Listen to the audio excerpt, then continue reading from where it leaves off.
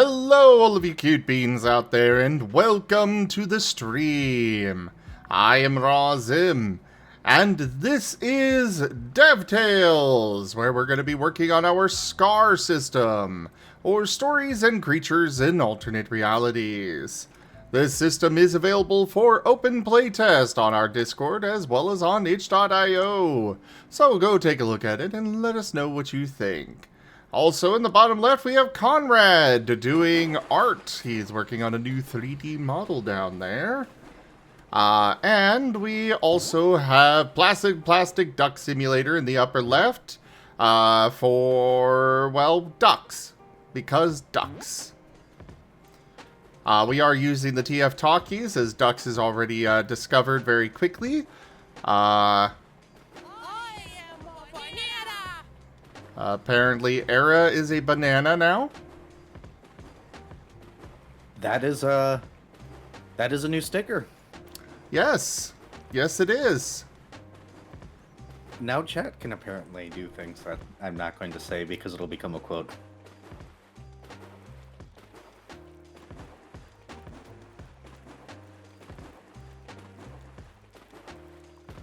Just gonna end that statement there.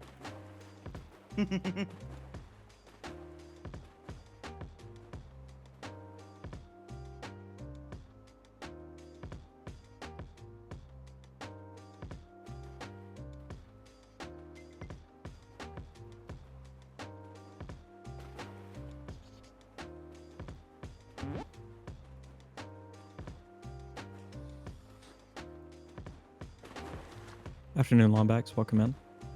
Hi, Ido.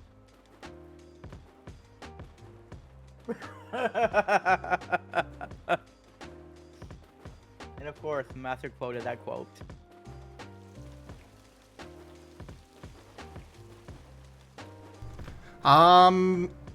There is one thing that I do want to say before we get into the actual dev session itself. Unfortunately, Conrad was mugged a couple of days ago. They stole his phone and his wallet. Luckily, he didn't lose any money or such, but he is having to get new cards, license ID, etc. But phones are kind of pricey, and he kind of needs a new phone. So we have a tip goal. We're doing a little fundraiser here. If you guys can help, the tip goal's set up to help out Conrad with getting a new phone. So, if you guys can help, there it is. Please consider doing so. But, obviously, don't do it if it's going to hurt yourself, you know? But, if you can, there it is. That said, let's get into the dev session, yes? Oh, we do have a new secretary right now, Matteo Rasu, who is also streaming on his own channel. He is a very cute red panda. I look forward to getting him an icon with a typewriter. I think it will be absolutely precious. I've been locked in the basement with a crayon. Oh. Renasal 59 tipped $20.43. Thank you so much, Ren and Ido. I really appreciate you guys helping out with that. You're welcome, Master. I've been locked in the basement with a crayon, and now I'm listening to everything they say through the vents and writing it all down. Ah, you're in the artist basement. Zim, do we have to get you a specific layer to your dungeon for, writers and authors? Yes. Because, you need to have a special one just for editors, because if you don't, they start communicating with the others. Don't you realize that's where you and Tal are living? Honey, I don't live in a dungeon. I say looking at my office, realizing I spend 80% of my life here. I was gonna say. And thank you for that tip, Geeman. Thank ya. You guys are all incredible. Thank you so much for the support. Alright, so, there was something that you wanted to bring, that you were questioning there, Maddie? On the notes? Not exactly. What I was looking at looks more like an inside joke or some matter of verbiage. But I was curious what the meaning of the for magic system : not what you're looking for / resistance is futile thing is. That was a note regarding the magic system eventually. If we ever actually... Well, not if, but when. But it's also a long ways away at this point. Understood. But yeah, you'll go to the 2025 Scar Notes tab and just make a new one at the top for today. Alright, so let's see. To-do list.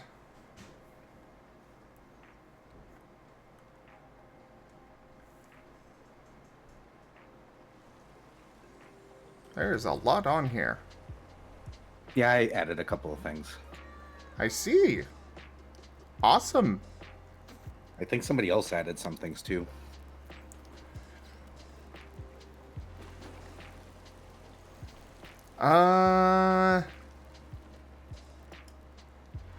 Okay, so first things first that we should go through with, I think, out of this, group check mechanics. When there is something like stealth checks, for example. Where it's the group has, there's a high DC that the group as a whole needs to pass. Because I'm not a fan of, you know, one person being able to just screw everybody else's plans up. That mechanic always kind of puts people at odds with each other. Or it's well, you just camp here and we'll go do the fun stuff. So, the way I've been operating is, you know, you set a high DC, or SR rather, success rating. And then everybody rolls, add them together. If they beat the success rating, then they're good. They succeed, you know? Do we want to... Does that sound good to you guys? It might want to be made like after you determine how many members of the party are attempting to do it. That is a fair point. So perhaps suggest to storytellers to set a success rating per person participating, and then if the group, and then add that together. Yeah. To find the because otherwise, even if they're like not good at it, if people like sit out trying to be like, oh hey, I'm not too good at it, they might screw it up anyway because they're not adding in like their 5 dice or whatever to get a couple more successes. True. What were you gonna say, Era? I was gonna say, is this just for stealth?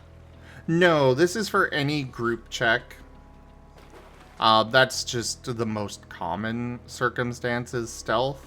Okay, I just wanted to clarify that. But for example, like the you guys trying to grab the ball that Odie is in, you know, that was a group check. Yeah, group checks are something commonly employed by GMs around. They're usually situational. Yeah. But it's something that I figured we should have a standard rule on that. I mean, it sounds fair to me. Yep, standardizing is good.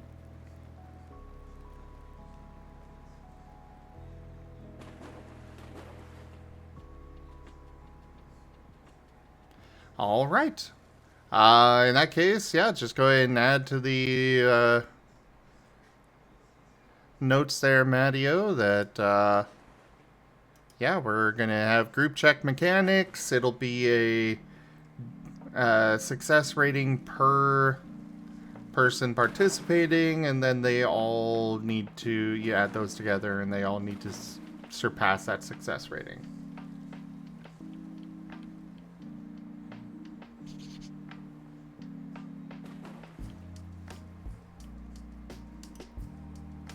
So let me make sure I've got this right. The value of the check is the sum of all rolls. Yes. Yep. Okay.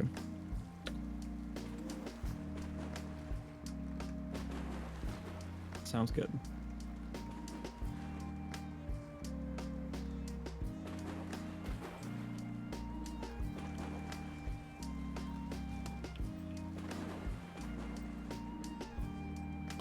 You're adding it to the DevTail note doc?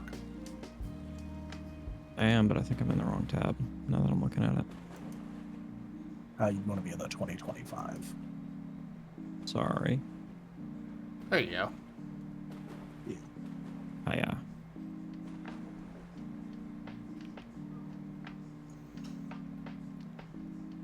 And like you can see, we've got the date on these, so you just make a new one for today's date and then the bullet list.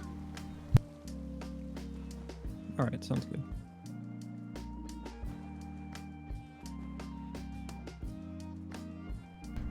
I figured that one would be a quick discussion, but wanted to go over it real quick anyways.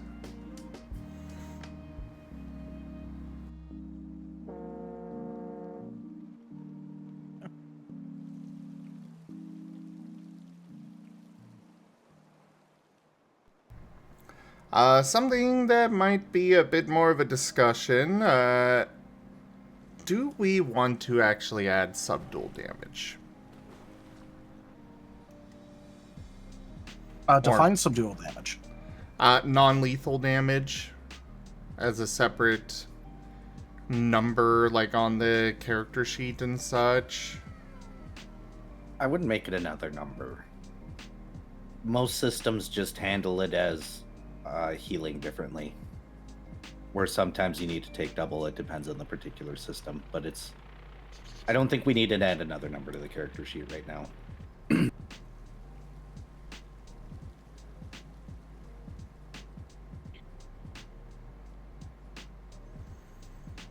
I'm just wondering if it wouldn't be a bad idea to clearly designate non-lethal damage versus lethal damage.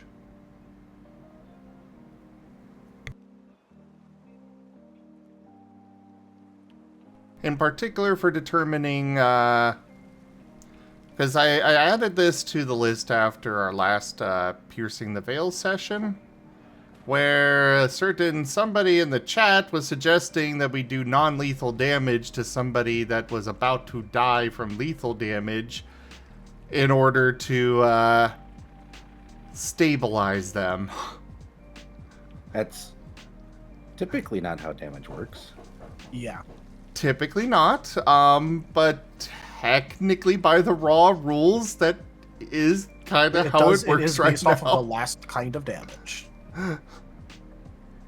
Speaking of that, what I say is we just make it so that way, if someone is dealt lethal damage while they're down, they are no longer considered stable. While they're winded, I mean. I feel like that's a pretty clean way of doing it. So, like, if they're winded and they receive lethal damage, they are no longer stabilized.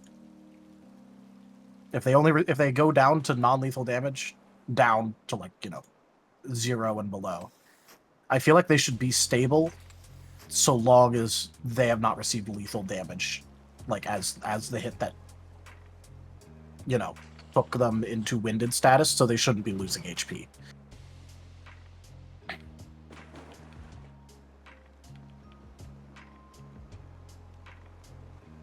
What do we feel about that?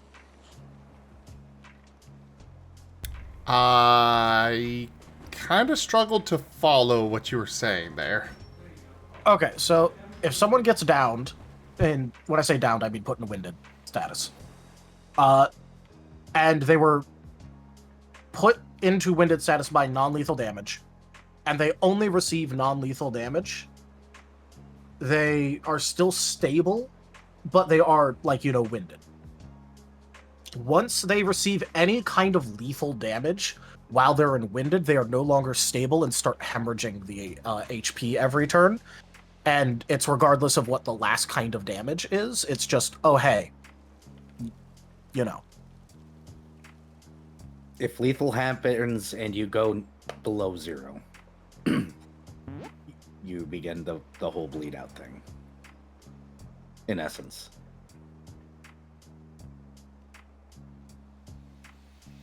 Okay, so... I'd be fine with that. Okay.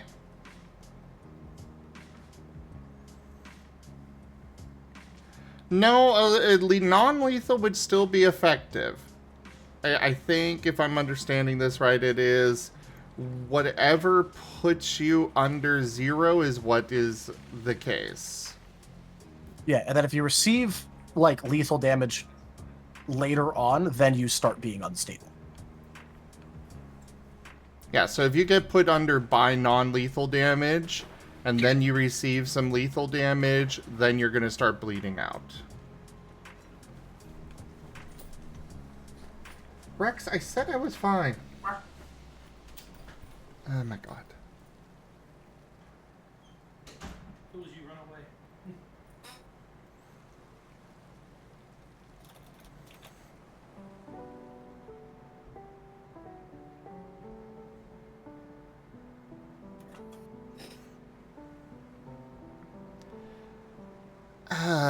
I suppose we really should come up with some kind of rules for somebody, for the situation where somebody is trying to capture as opposed to kill.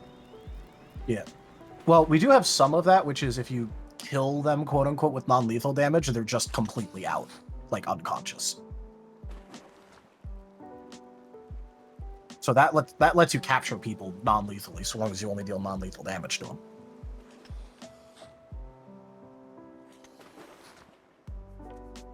Or, Well, I'm more referring to in the situation of, like, well, like the last Piercing the Veil, where Guru was trying to, just knock him out, whereas the rest of the party was trying to kill him.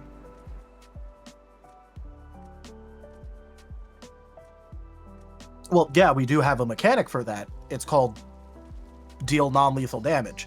If other people are trying to kill that guy, and you're trying to capture them, you trying to capture them isn't going to affect the fact that they're being, like, shot to pieces by the other people. Yeah, we can't really... That's a discussion that that character needs to say, hey, we need to take these guys alive. There isn't going to be, like, effectively, like, the equivalent of last hit kill stealing for either side on this. Fair enough. Because otherwise it's just going to be last hit kill stealing. You're going to have people waiting to get the last hit if they want to capture versus kill, and they're going to, like, hold action attack to try and wait till they're low enough to try and, like, take that final hit so that way they can capture versus kill. It's really unintuitive, and so I feel like it shouldn't work like that.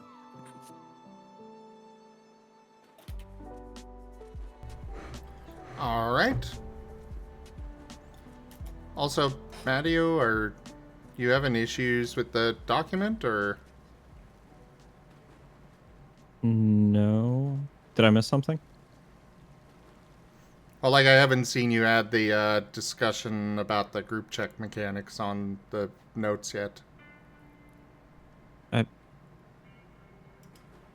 What, like the full text of the discussion? He put it at the bottom. Oh, was there already a place that should have gone? I'm sorry. Oh, yeah, we put the new notes at the top of the list. Oh, okay, I'm sorry. No worries. Yeah, still a new secretary. Sorry, guys. I mean prisoner. I mean secretary. There He we go. doesn't keep prisoners.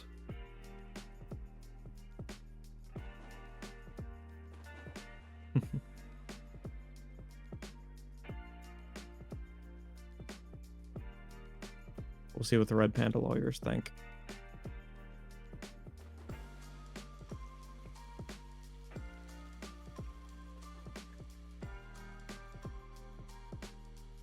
All right, everything look good? Hi, Liam.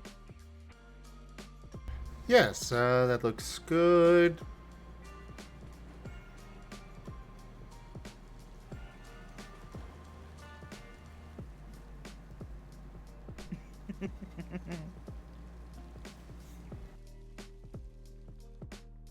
I forgot that Ren was here and I just heard him giggle.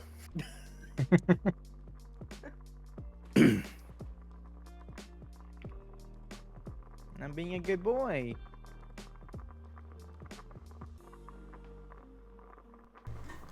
Okay, so yeah, that looks good. So that is both of those taken care of.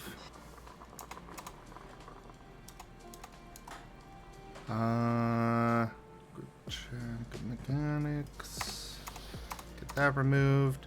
Alright, so I see I did not add this, but seeking approval. Throw voice feed, -1 difficulty on deception / perform checks to throw your voice elsewhere.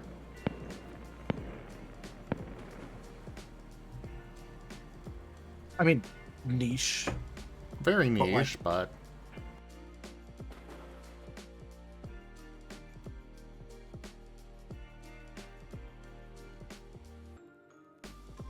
I'm not against it.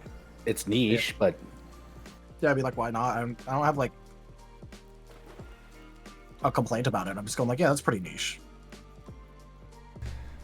well, the only issue I have is whether it's balanced with other feats. Like, this might be more of like a specialty than anything, to be honest. Yeah, it probably would be.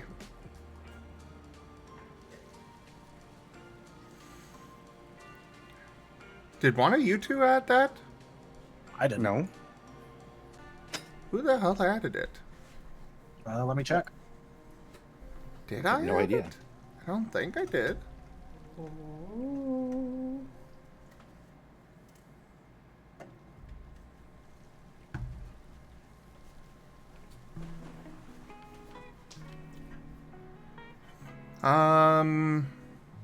But most feats only add an extra die for various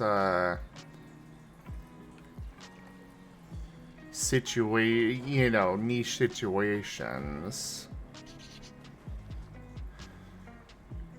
You did add it, by the way. Oh, I did? Huh. Yeah, like 2 months ago. What? It's been there that long? Like a month or two ago. Yeah. It was in March. It might have been in April. I'll double check. Yeah, it was like a month and change ago.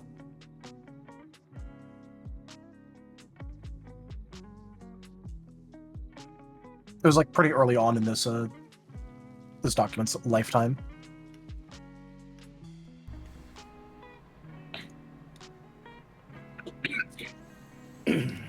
Guru, you need to talk with the party if you're wanting to take somebody alive. Yeah, you're talking about wanting to unilaterally be able to take someone alive if everyone else is trying to kill them. Yeah. You know, just talk with them. All players have the choice of doing subdual or non-subdual damage, or non-lethal or lethal damage. If somebody in the party wants to kill somebody, we can't take away their character choice or their player choice on an action just because one person wants something else. That's a discussion thing.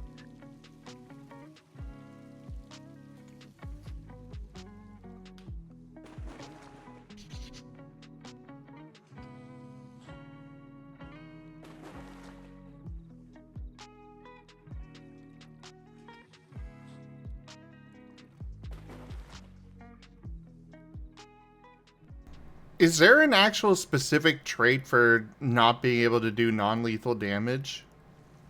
There is on weapons as a negative. Oh. It's a specific negative trait.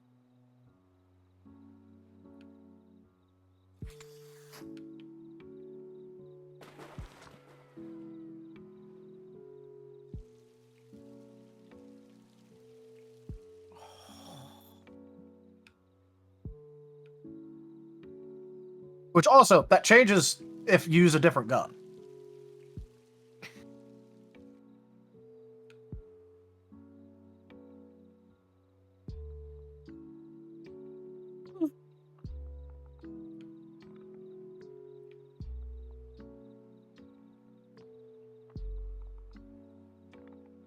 But, it does exist as a negative trait for a reason.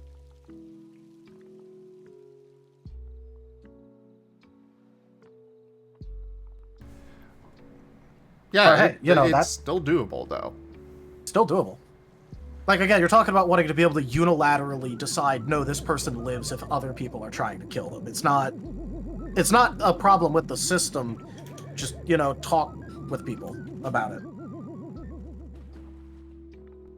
Alright, so for the throw voice feat, I don't remember adding it at all. I'm thinking that it was something that somebody else suggested, and I tossed it on there. Yeah, I got no issues with it. Just the ability to throw your voice, period. Because that is a particularly unique thing, but I do feel like it probably should just be a specialty instead.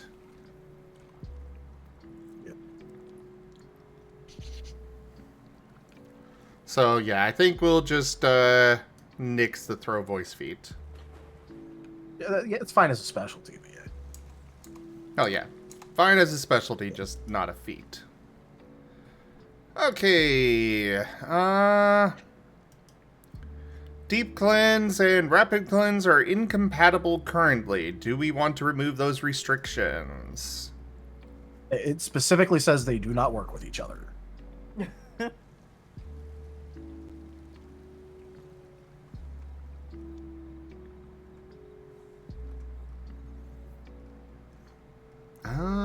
Well.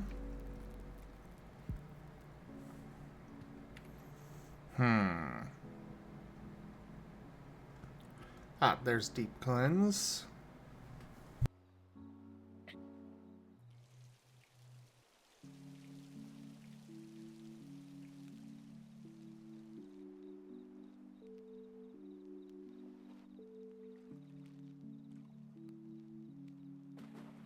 Okay, so Deep Cleanse does not say that you cannot use it with Rapid Cleanse. Where's Rapid Cleanse? There it is.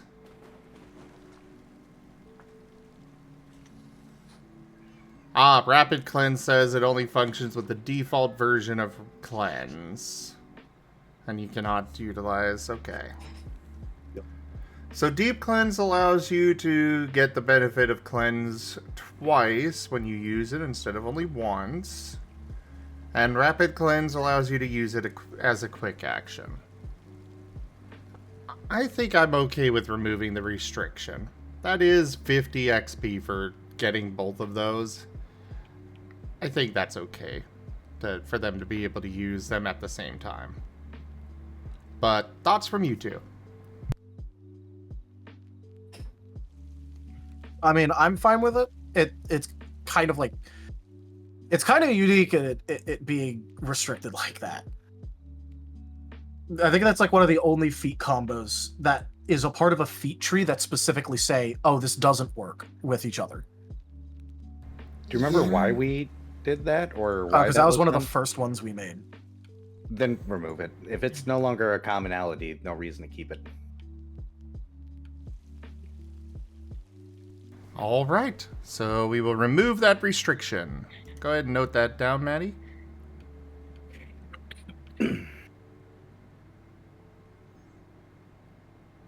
And can I Sorry, what are we referring to? Removing restriction from? Rapid cleanse and deep cleanse can be used together.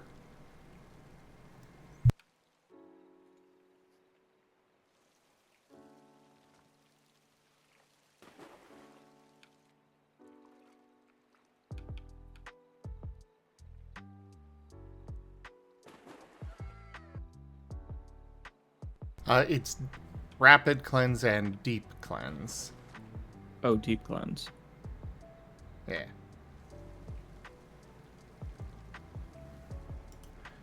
Okay. So that is that discussion point settled.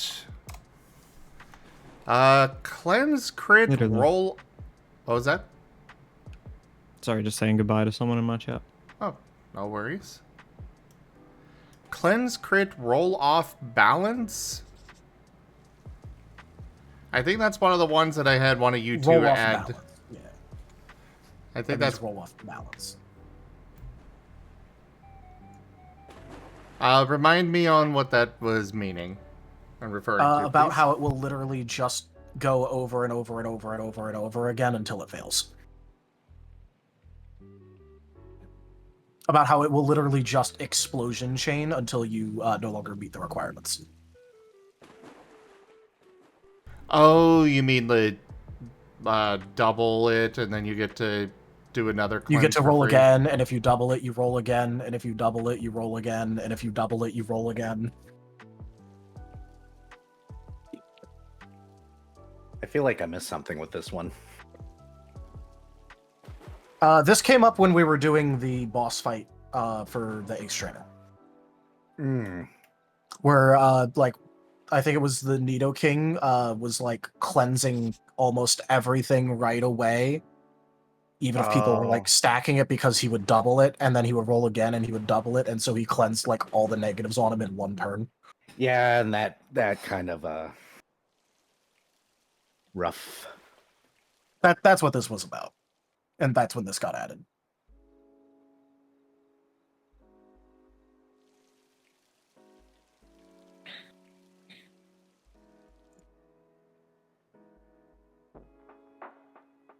Alright, so I'm guessing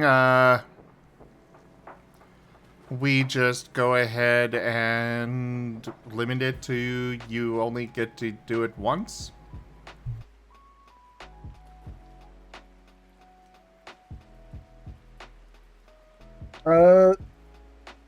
Either that or do something like if you cleanse on a crit, just have it work the same way that critting on application works, just in reverse, where you cleanse +1 stage of it. +1 intensity. You know, I like that idea. Say that one more time, just that way my brain can actually process that. I'm sorry. When you crit when applying a condition, you apply +1 intensity of it, on, like, you know, for the ones that can crit. So if you crit while removing it, just remove +1 intensity. Yeah, I'd be more fine with that. That should prevent somebody full clearing a stack on themselves in one turn. Correct? Yeah, that would. Unless they've got, I mean, if they've got only 2 of one particular condition, then they would clear that entirely. Yeah, but this isn't where, you know, you got 7 conditions on you and you clear all 7 in one go. Correct. Yeah, then that's fine.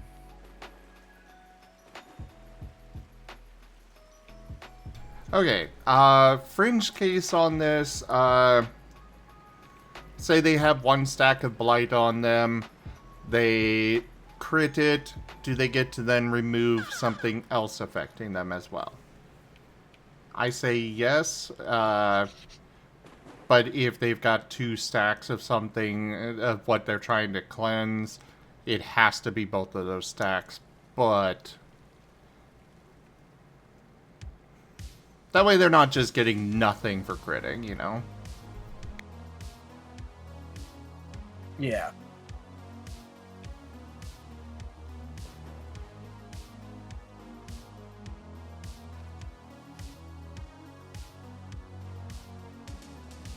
But yeah, sound good on that?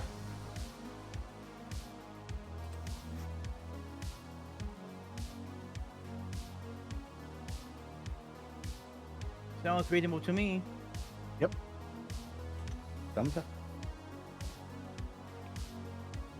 Alright, so for you, Matteo, if you crit to cleanse, you now remove an additional stack of what you're trying to cleanse. If there is not an additional stack, then you may cleanse something else that's affecting you.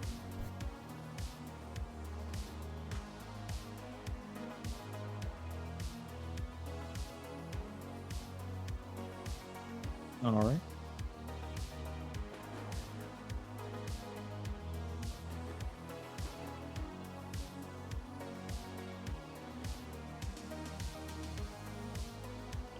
I have worded it slightly different here. Does that have the okay from everyone?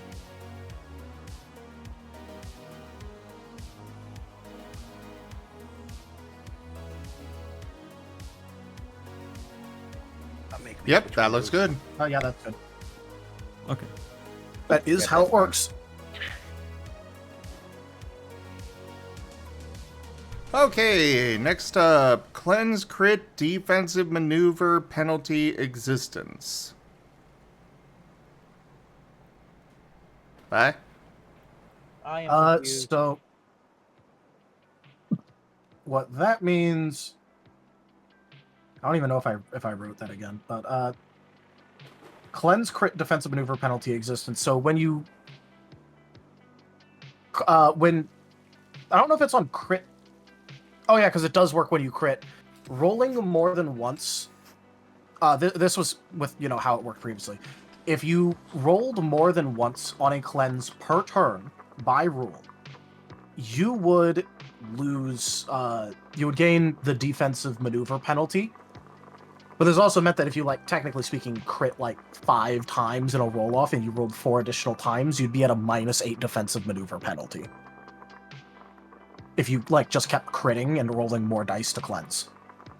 Because if you cleanse more than one thing per turn, rolling additional times, you would start taking the defensive maneuver penalty.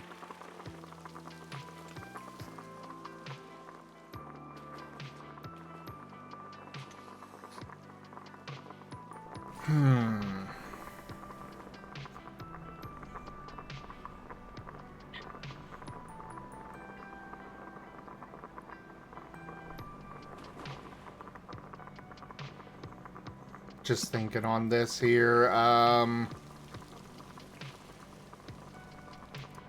So yeah, right now it's...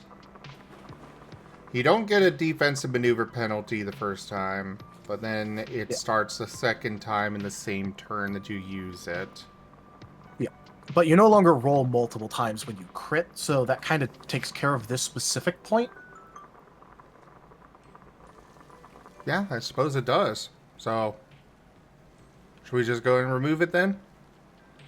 I think we're fine to remove it. We're no longer in a situation where we can hit a cascade. Yeah. All right. Next up, can conditions affect inanimate objects? That is a good one.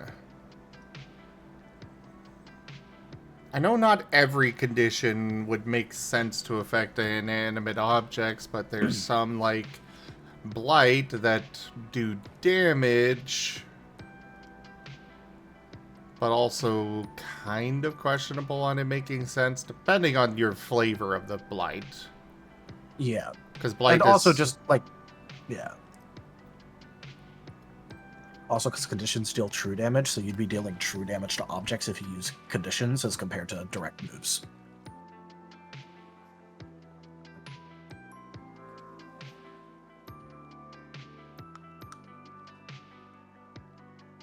Because conditions don't go against integrity. It just deals true damage. True. So what are our thoughts on that then? Because it's I feel like people with a condition build should be able to help somehow with, like, you know, getting through a door or something, but at the same time it also doesn't make that much sense, so it's...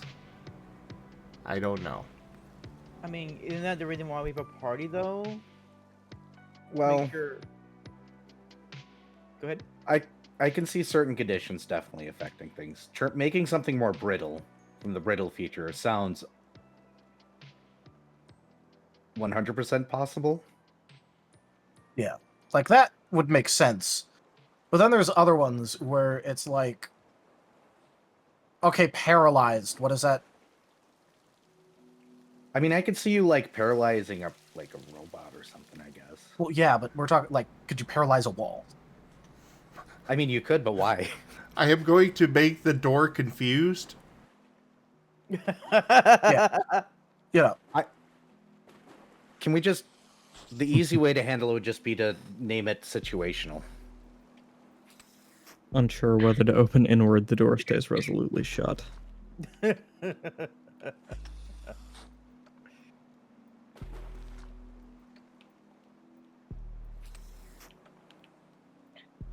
Because if somebody really wants to confuse the door, sure, that's just funny. well, yeah, but you know, Nothing's gonna happen.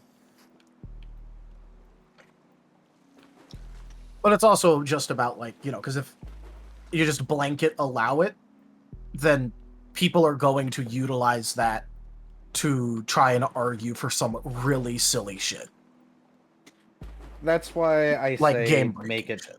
Yeah, just make it situational. Up to GM discretion if the effect can actually affect a particular object.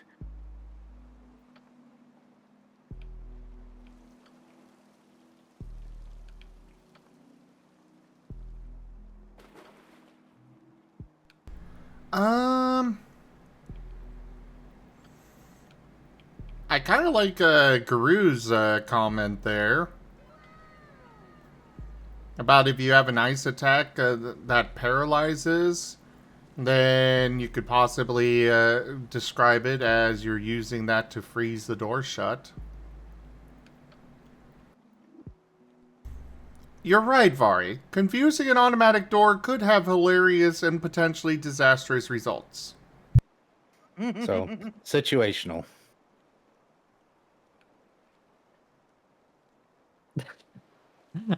I'm just imagining. I'm sorry. Oh, no, my by all means, imagination go is ahead. way funnier than the use case.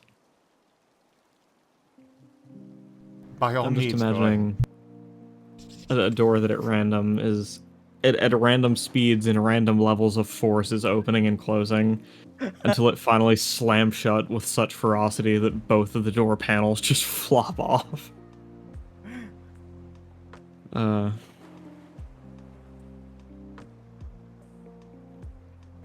Like you just overpowered the shit out of the generator.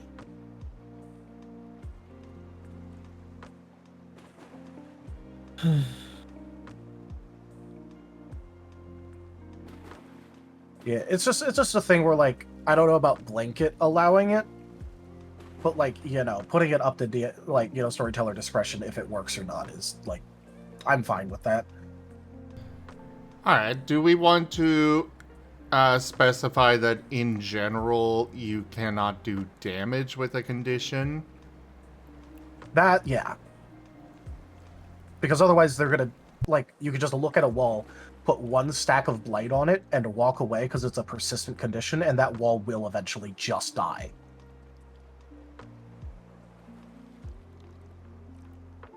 The wall did not know that it was alive in the first place, but it has died. Looks at the fourth wall. Gwynts.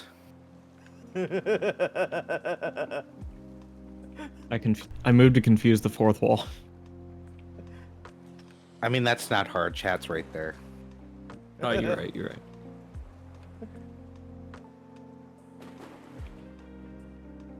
I am going to talk dirty to you, but I'm going to call you Chat, okay?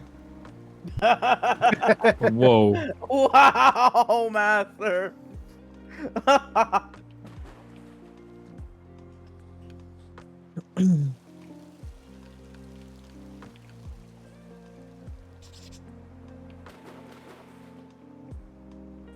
Okay. Well, yeah. So, yeah, conditions are situational but cannot do damage to objects. Okay, Normally. got it.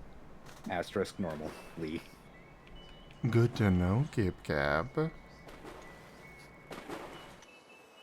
So you were planning to go to FWA next year, yes? No, I want to see this in person. You're coming to FM now. I cry. I want to go. Come on, I- chat. Subscribe to me. I want to and have the means to go to FM, but it's so far. Where? And I'm simultaneously intimidated by flying and by the drive. Wait, so I- it's not you- basically scared of doing both? Well, no. Depending where he is, it could be a heck of a drive, but it's probably no more than a 2-hour flight if he does a direct line. Yes, what I'm saying is I'm scared of flying, but also I'm scared of driving for 14 hours. The longest I've driven in one swing with only taking short bathroom breaks was 19 hours. Jeez. I like You should driving. still come. I think it'll be great. And a lot of fun. And at this point, I think half of ZGF is coming. We're also out of room in the hotel, though. Or in our hotel room. We are So going we need to... Well- another hotel room. ZGF is taking over Furry Migration. A timely reappearance. The dungeon awaits. Safsag Protogen just resubscribed for 11 months. Razim Lick. Sevseg, Yes. thank you so much for that resub and your 11 months of support. Can we, unrelated, and I hate to waste DevTales time, but could we perhaps run an ARG where different streamers who were spawned and or inspired by ZGF plot to overthrow ZGF? I'd rather not do that at the con.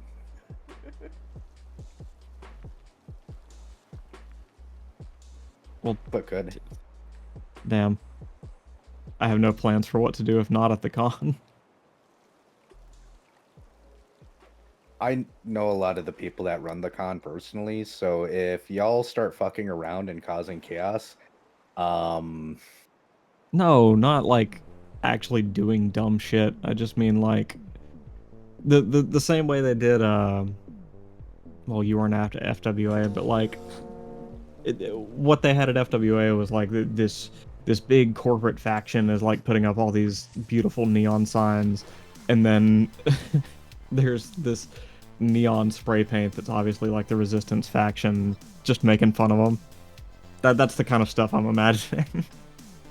I'd hesitate with that because furries tend to take things too far. Yeah, you're right. Fine. And Fine. you know, wanting... This is coming from an anarchist punk. I don't want to encourage tagging. Because somebody will tag. And then everybody gets in trouble. That's true. All right, well, at least we all get 15 more minutes in the ball pit.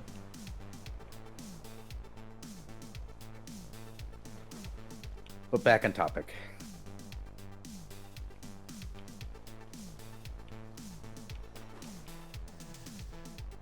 You're just jealous, Mullah.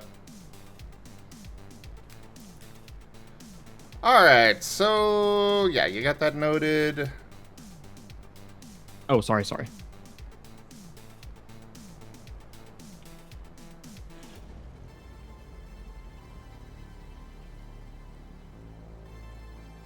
Is it blanket can affect objects, or is that Situational. situational as well? It's Okay. situational, cannot do net damage normally. Please include the word normally.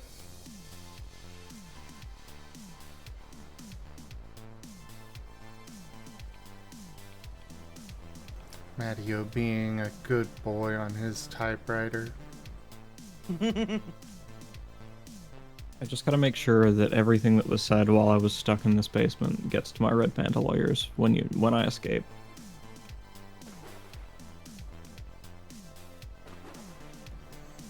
But we gave you the latest technology. You got yourself your very own leapfrog down there.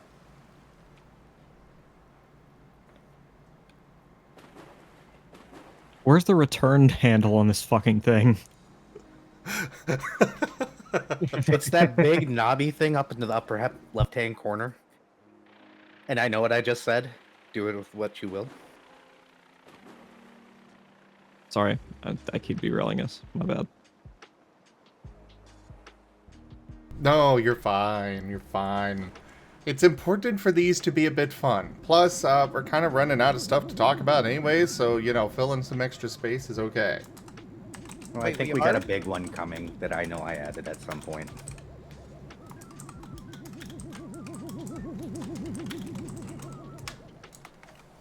Alright, and I am currently adding a quote. There we go.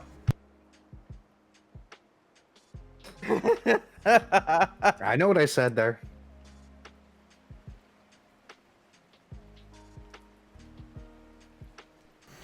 Okay, so that is that one taken care of. More clearly defined expertises for use, adding guidelines. Yeah, so some feedback I've gotten recently is that the expertises are possibly too vague and making it confusing when they're applicable. We might want to re-examine how vague we have the expertises and maybe give either better examples or maybe some general guidelines to follow when using them so that way people can feel more comfortable with them. Because I was reading over them and they are kind of on the vague side.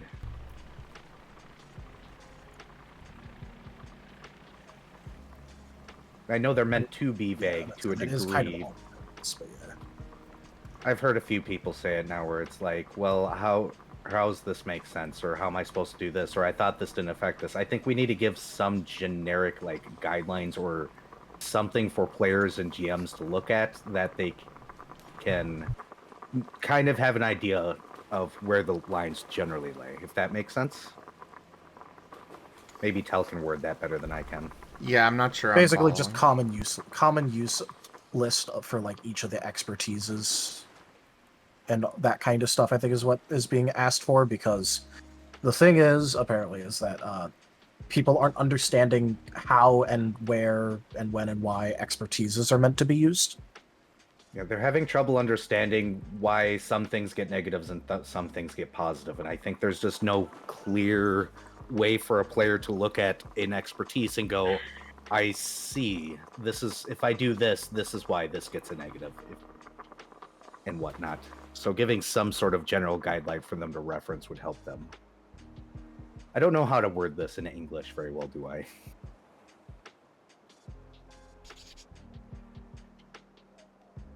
Okay, we'll come, because that is potentially a very long discussion, so let's go ahead and quickly move to the other two here that should be relatively quick. Stealth tactical condition, what does it do? I think I added that one, because I went to start writing it and was like, right, what benefits is it actually going to give?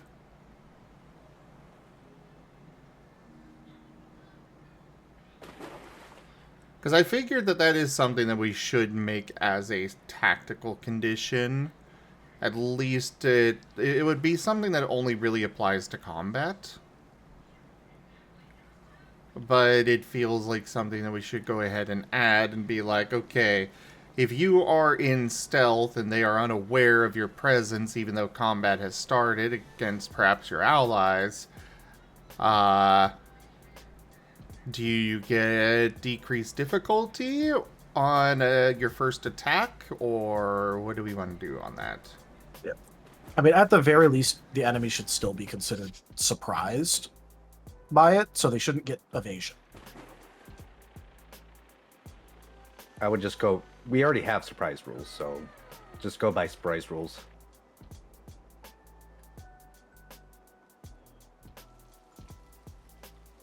That way, keep it simple.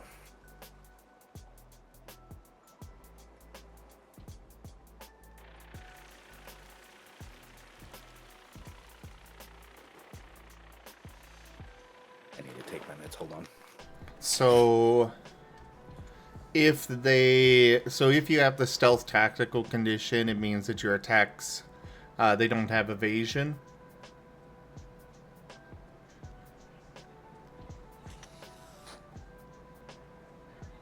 So you'd still need to roll at least one success to actually hit, but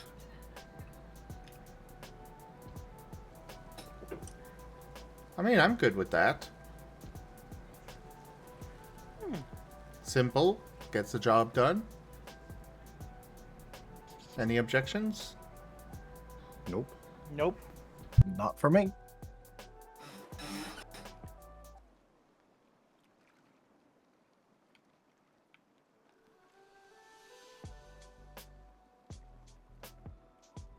All right. Is that what you guys meant?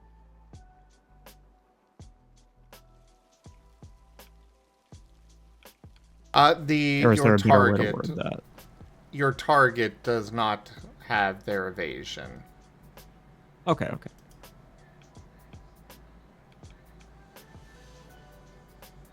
Do we want to leave the option open for there to be multiple targets, as I've done here? Oh, my Yeah. internet or my power just blinked. Yeah, that's good. Okay. All right, and then condition application additional dice. Yeah. So that's something that I added because a long time ago, we talked about accuracy, like manual purchasing accuracy on conditions, letting it, gain additional application dice.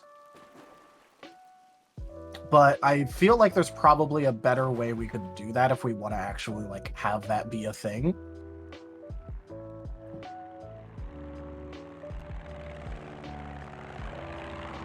Okay, run that by me again. So, a long time ago, we decided, and I don't know if this is still technically speaking the intended case, which is if you purchase like additional accuracy, like the +1 accuracy for 6 XP, that would apply to the like getting additional dice for application on conditions. And I don't know if we ever actually made that be a thing, but that's something we decided forever ago.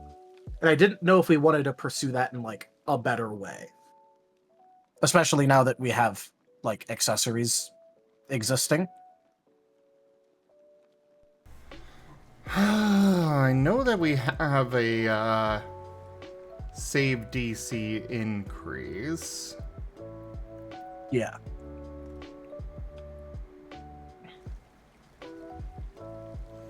If I can get to the right spot.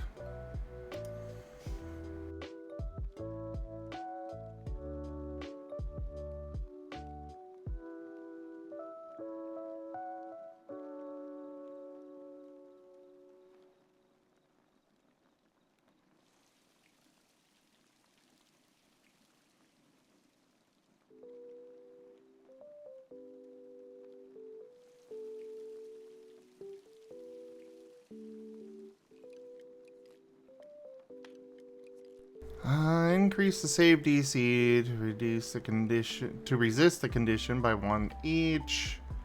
And I guess that is the only thing that we've got as far as actually trying to apply it. Except we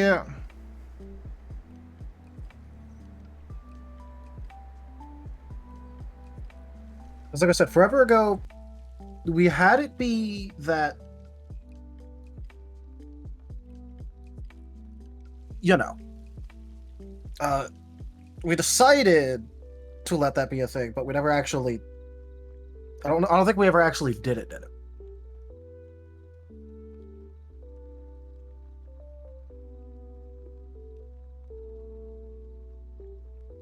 So, if you purchase an accuracy increase, then actually rolling to get past the target save, on the application. the target soul save would increase that. And so here's the thing. Like, I think it'd be much better if we just did like a discrete purchasable upgrade. A discrete what? It's like an own individual price, like actual upgrade for it. Oh yeah, that's what I was leaning more towards. Yeah. So an accuracy, but specifically for conditions or stat changes. Yeah. And it makes more sense to have it be something like power related, but also, you know. All right, I'm back. Sorry, there's power flickers going on in my neighborhood right now, apparently. Like, I feel like it should be a power trait. I Just put would it underneath accuracy. Well, because technically the accuracy phase for conditions is the percent chance. And if you have like a +2 like stat change to your accuracy, that actually gives you +10% application chance. For like the chance for the extra effect to proc. That's actually written in the accuracy stat change. Okay.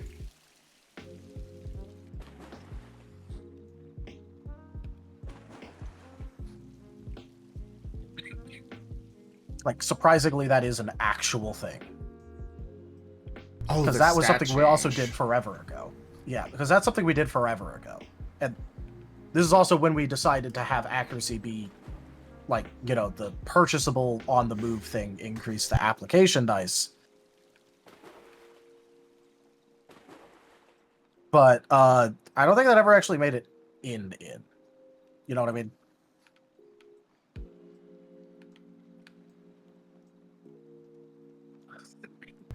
Well, accuracy buffs and debuffs change the chance for conditions to trigger by 5% each. Yep. And then a side note, when I said put it under app or accuracy, I meant add application as a new one underneath, just to clarify, since I realized I might not have been clear. In the book, like physically. Just application +1. Yeah, application could be the term for the stat change, and I think that's a good name for it. Yeah. And I'm good It's just me with... bringing this back up. Now, is this referring to the percent? Well, no, because we've got a separate thing for the percent chance to actually trigger. So this is just for actually beating their soul save. Yeah, this is for, like, if you roll 10 dice, you'd roll 11 now. Alright, yeah. I'm good with adding that. And we could just make it like a power trait. So it'll count against their power cap. Yeah. The Alright, standard so- 2. I'm fine with that because conditions are really strong anyway. So someone who doesn't have so much experience in the system, I kind of got lost in that. So what you want me to write down, please repeat it slowly. Yeah, I was going to do so. We are adding a new move trait called application.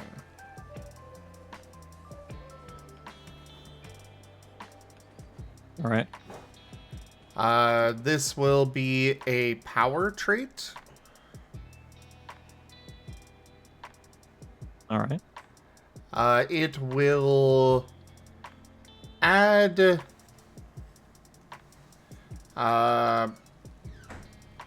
will add extra dice to your roll to actually apply a condition or stat change.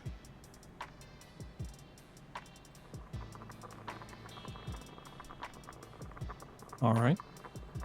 So now the question is, how much XP should that cost? Because Conditions are already kind of expensive. they are.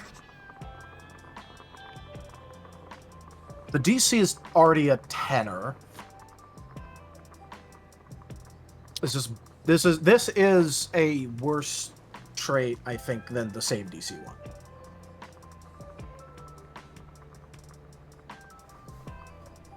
What do you guys think? Do you think it's better or worse? It depends on the status.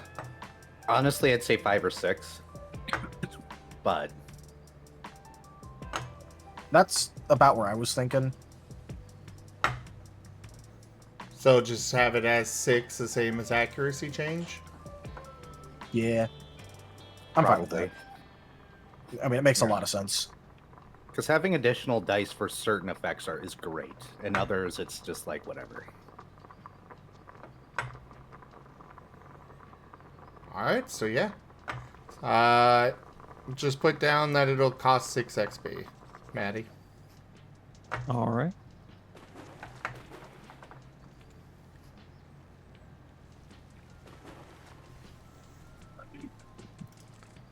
Okay. One more thing that I remembered that we were discussing while I was at FWA that I don't think we actually got a solid decision on. Was priorities.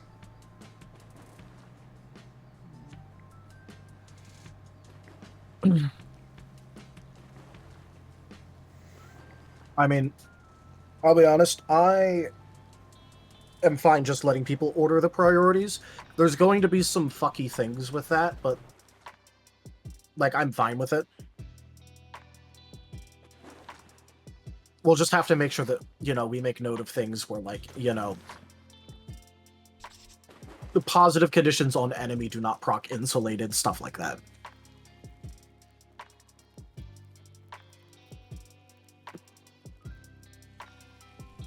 So Guru, for XP costs, we operate by rules of either a multiple of 3 or a multiple of 5. So you're not going to see anything that costs 7 XP, but you can see things that are 3 or 3, 6, 9, you know, or 5, 10, 15. But yeah, it's not just multiples of 5. Yeah. It used to be, but Then we wanted more granularity. Yeah, that was a little too... It was a little difficult to move things around and get them just how we want them with that.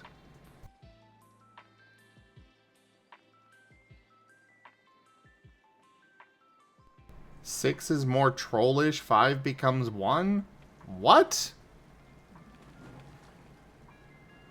I literally don't know what you're trying to say with that.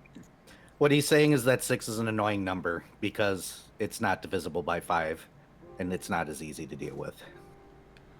But we moved away from the 5 because it was really, really hard to balance and everything at 5 without, like, totally throwing off kilter the experience system as it was written. If we move back to 5, we'd have to basically redo how experience works, period. And it's going to become a game of, it's not going to be, everything's going to be way more expensive. Yeah, because like here's a good example.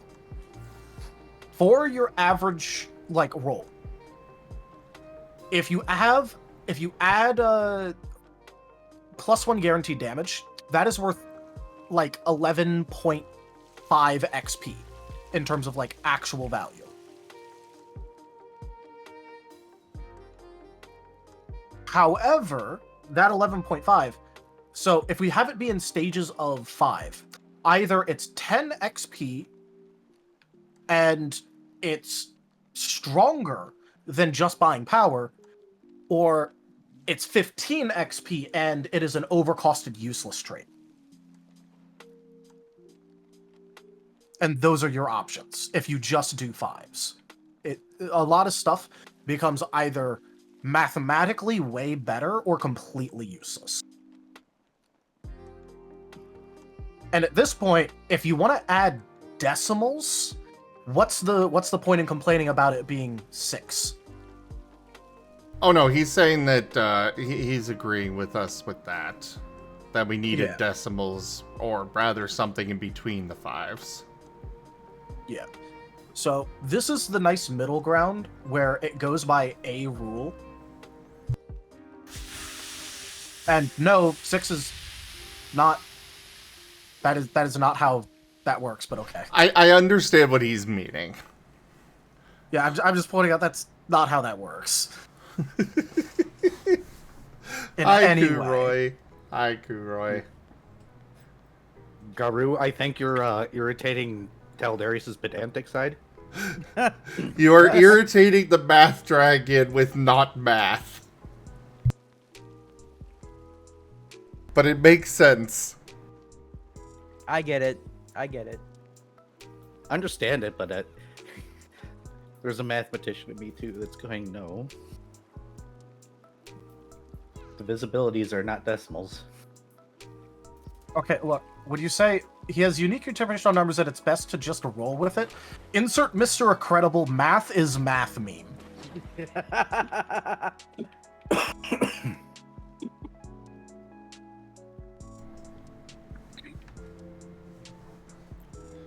We call Taldarius the math dragon for a reason. We also sometimes call Era the math dragon. But anyways, so it sounds like consensus is yes, remove preset priorities and let the players decide, but obviously storyteller has final say. Yeah. Yeah. And we'll make notes of a couple of the common potentially broken things that people could do, such as, remove condition and making that the last thing that you do, so you get the benefit of applying protect to them and then just remove it with remove condition. Yeah, that won't fly. Remove condition. Oh yeah, It's not potentially. guaranteed, but yeah. Yeah, that would be something that we would not allow. Yeah.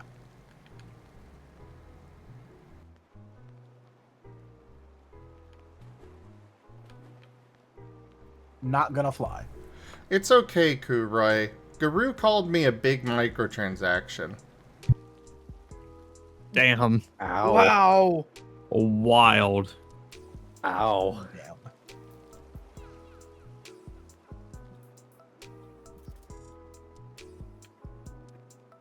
Also, you might want to clarify which CSC, because there's a bunch of jobs that go by CSC.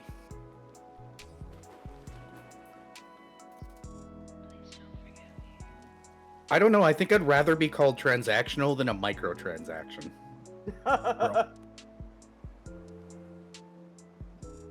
Transactional can at least be spun in a good way. Being called a microtransaction is like being called cheap and useless, Oh wow. Okay. if you think about it. At least let me be the horse, not horse armor. Exactly. Computer science is just magic. Magic is not math. Prove me wrong.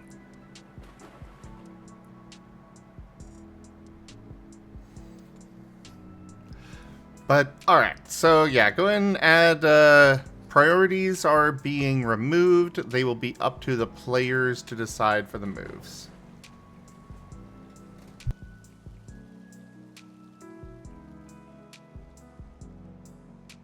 Did I say 200?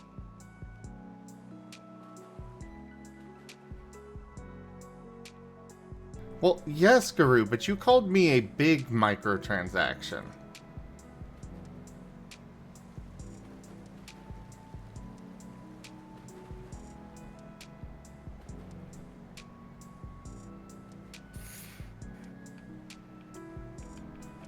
Oh, Mala into the jar. See? Mala is being traitorous again. Isn't that normal though? It is. He just doesn't normally do it while Era's actually here. He does it behind Era's back. That's why we started calling him traitorous. I see. Mala, I just don't understand. You know I like math. Why would you want to outlaw it? Math was great once I got out of school. Math in school is stupid. They just teach it bad. They do. Also, Same I thing will with, like, say, most if sciences. you just remove math, congratulations, Scar go bye-bye. Well, all TTRPGs go away, and most video games as well, because guess how you determine a bunch of things in video games? Math. Math.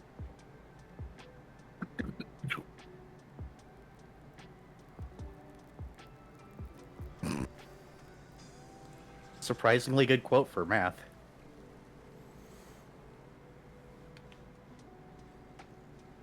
This is all I have to add to this conversation. Oh my god, Maddie. No! Lamau.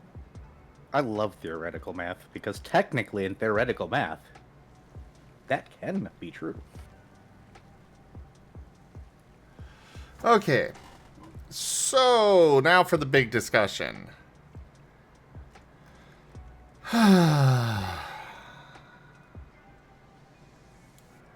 Expertises.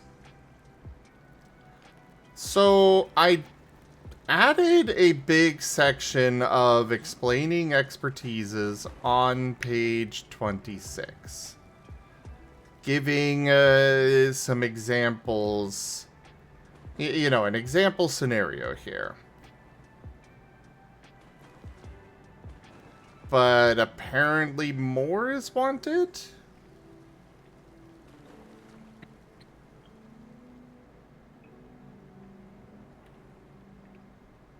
I think the best term for it is rules of thumb.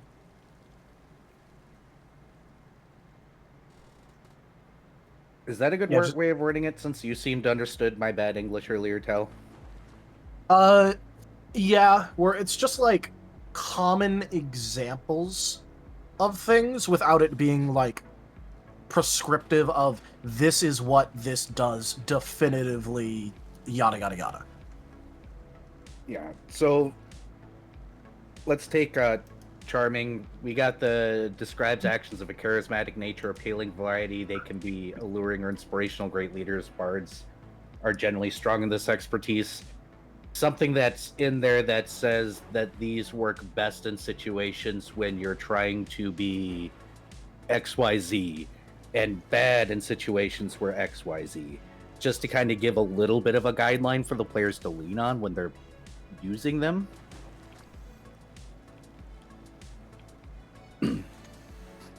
Okay. So, not necessarily hard pushing like rules or anything, but like just general lines. So that way they're more clear and players can go, the book here says that this would be the best expertise here, but a really bad one. So, in these kind of situations, so I can infer from this. Okay, that so makes just... sense. I'm guessing just come up with one good example, one bad example for each. Or generic situations. How do you differentiate example from generic situations? An example would be the rogue is trying to sneak, so they're using cunning. A generic example would be cunning is best used or works best in situations where you're trying to be stealthy. It's a wording thing, I guess. Yep. Trying my best here. You ever speak and feel really stupid when you're trying to make something really simple, but you can't?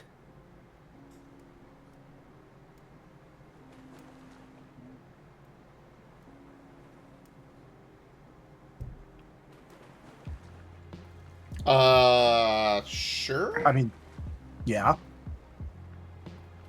When the idea that your brain is busy braining is really good and you're still thinking about it and your mouth doesn't want to say the correct meaning of words.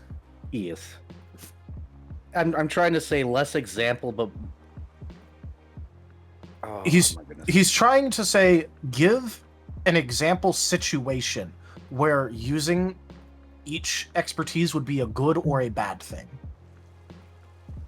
Okay. Without being too specific. Okay, give me an example of what you're looking for one of these then. Let me see if I can brain this well. Well,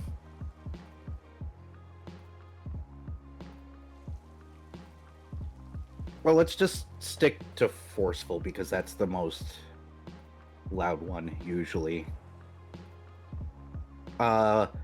Forceful can be used in situations where you're trying to, or is best used in situations where gentleness, since my brain doesn't want to remember that word right now, is not a factor. However, in situations where you're trying to be precise or careful about something, forceful would probably drive a negative. Something akin to that.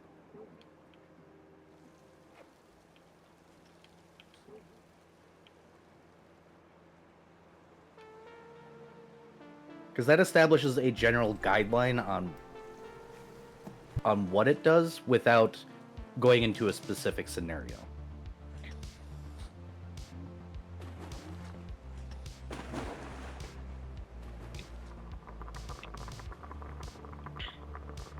Matteo, any chance you're understanding this? No, absolutely. You want me to no chance. re-explain it? Yeah. Okay, Era is saying that what he wants is non-specific, generalized explanations for if you use this expertise in this kind of scenario, such as, the example he gave was forceful. So if you use forceful in a situation where being delicate or cautious is not required or even beneficial to avoid those things, you might get a bonus. But if you try using it in a situation where it requires delicacy or being gentle, that it might impose a negative.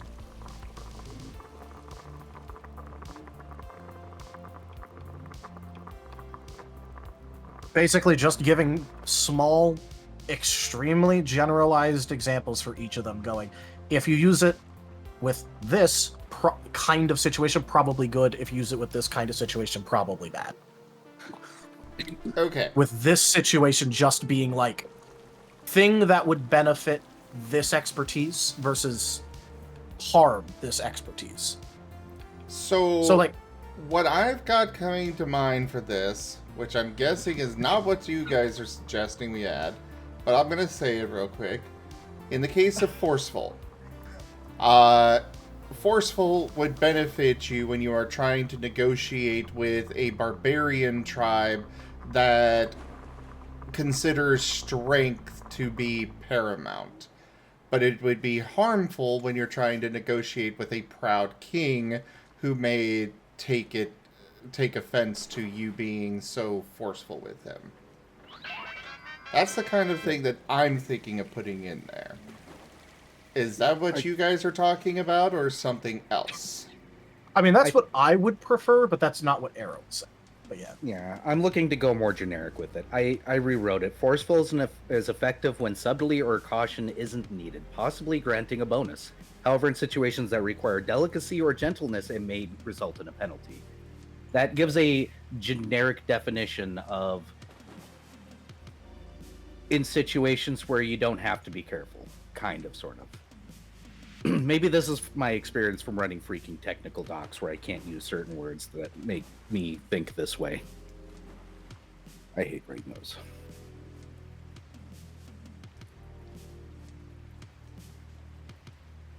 But at the end of the day, if I'm the only one that's braining this way, I guess Well, we've got two others here and the chat that can weigh in. What method would you guys prefer be used? I actually prefer arrows. Matteo? That's my input. A cute yawn? So we have one vote for cute. Got it. I don't know why he's voting for himself over there, but he is.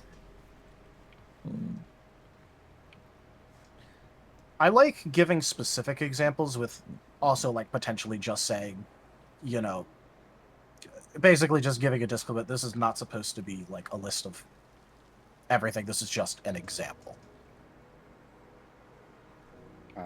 To answer your question, Garu, one is a specific example, one is generic concept examples. The one that Zem listed off was basically you'll use forceful and diplomacy with a barbarian tribe because they prefer strength and bluntness. While outside of that, it may be a bad thing, and I'm just going to copy and paste mine because it's easier. Because I'd actually sit down and write it. Yeah, this would be for the description to try and make it a little bit more clear.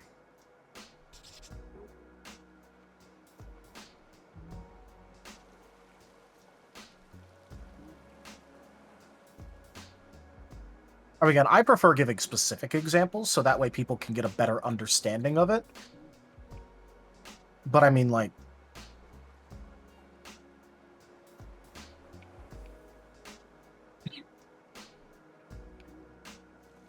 you know, I would prefer having specific examples because that way it actually tells people how it's used and gives an example of how it would be used instead of it just being like, you can use this for a generalized thing.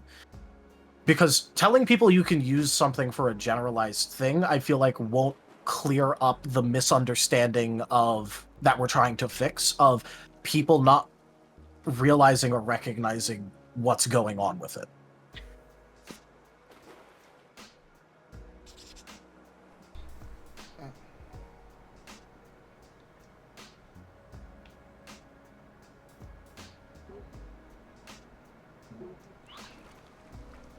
You know what I mean? Like, because this is about people not being able to clearly tell what expertise is supposed to be used for, so is giving overly genericized examples that don't tell people anything going to fix that. Yeah, like,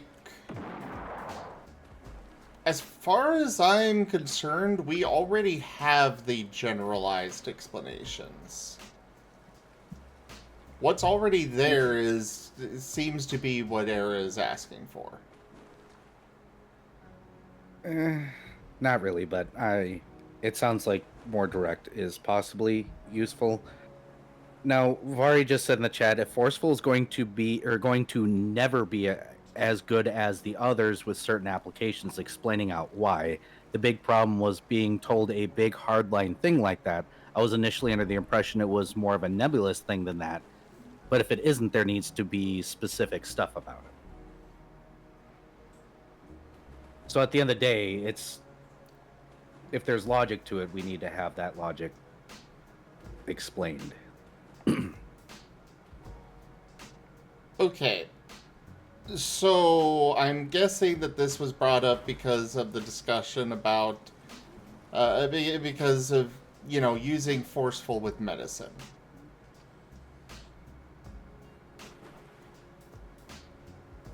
It's a matter of, like, I haven't penalized you for using forceful with medicine, but I have said that the results of a botch are probably going to be more catastrophic.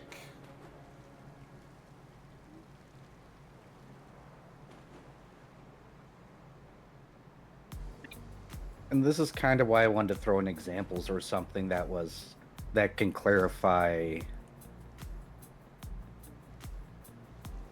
them a little bit better, so that way it's more understandable that sometimes an expertise isn't as good in the rules.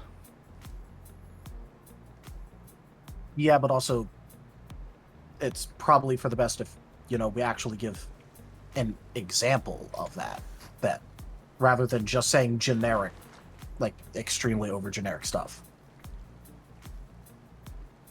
Because if we're trying to give examples of it, then we need to actually give an example. And Yeah. Guru, yes, all expertises are balanced in that there are situations where each expertise is the best one. Not all expertises will be equally valuable in every single circumstance always. That is not something that expertises do. There will be, in most circumstances, a best expertise to have. This does not mean that later on, the kind of situation where your particular highest expertise is the best won't come up. So there are situations where all are viable.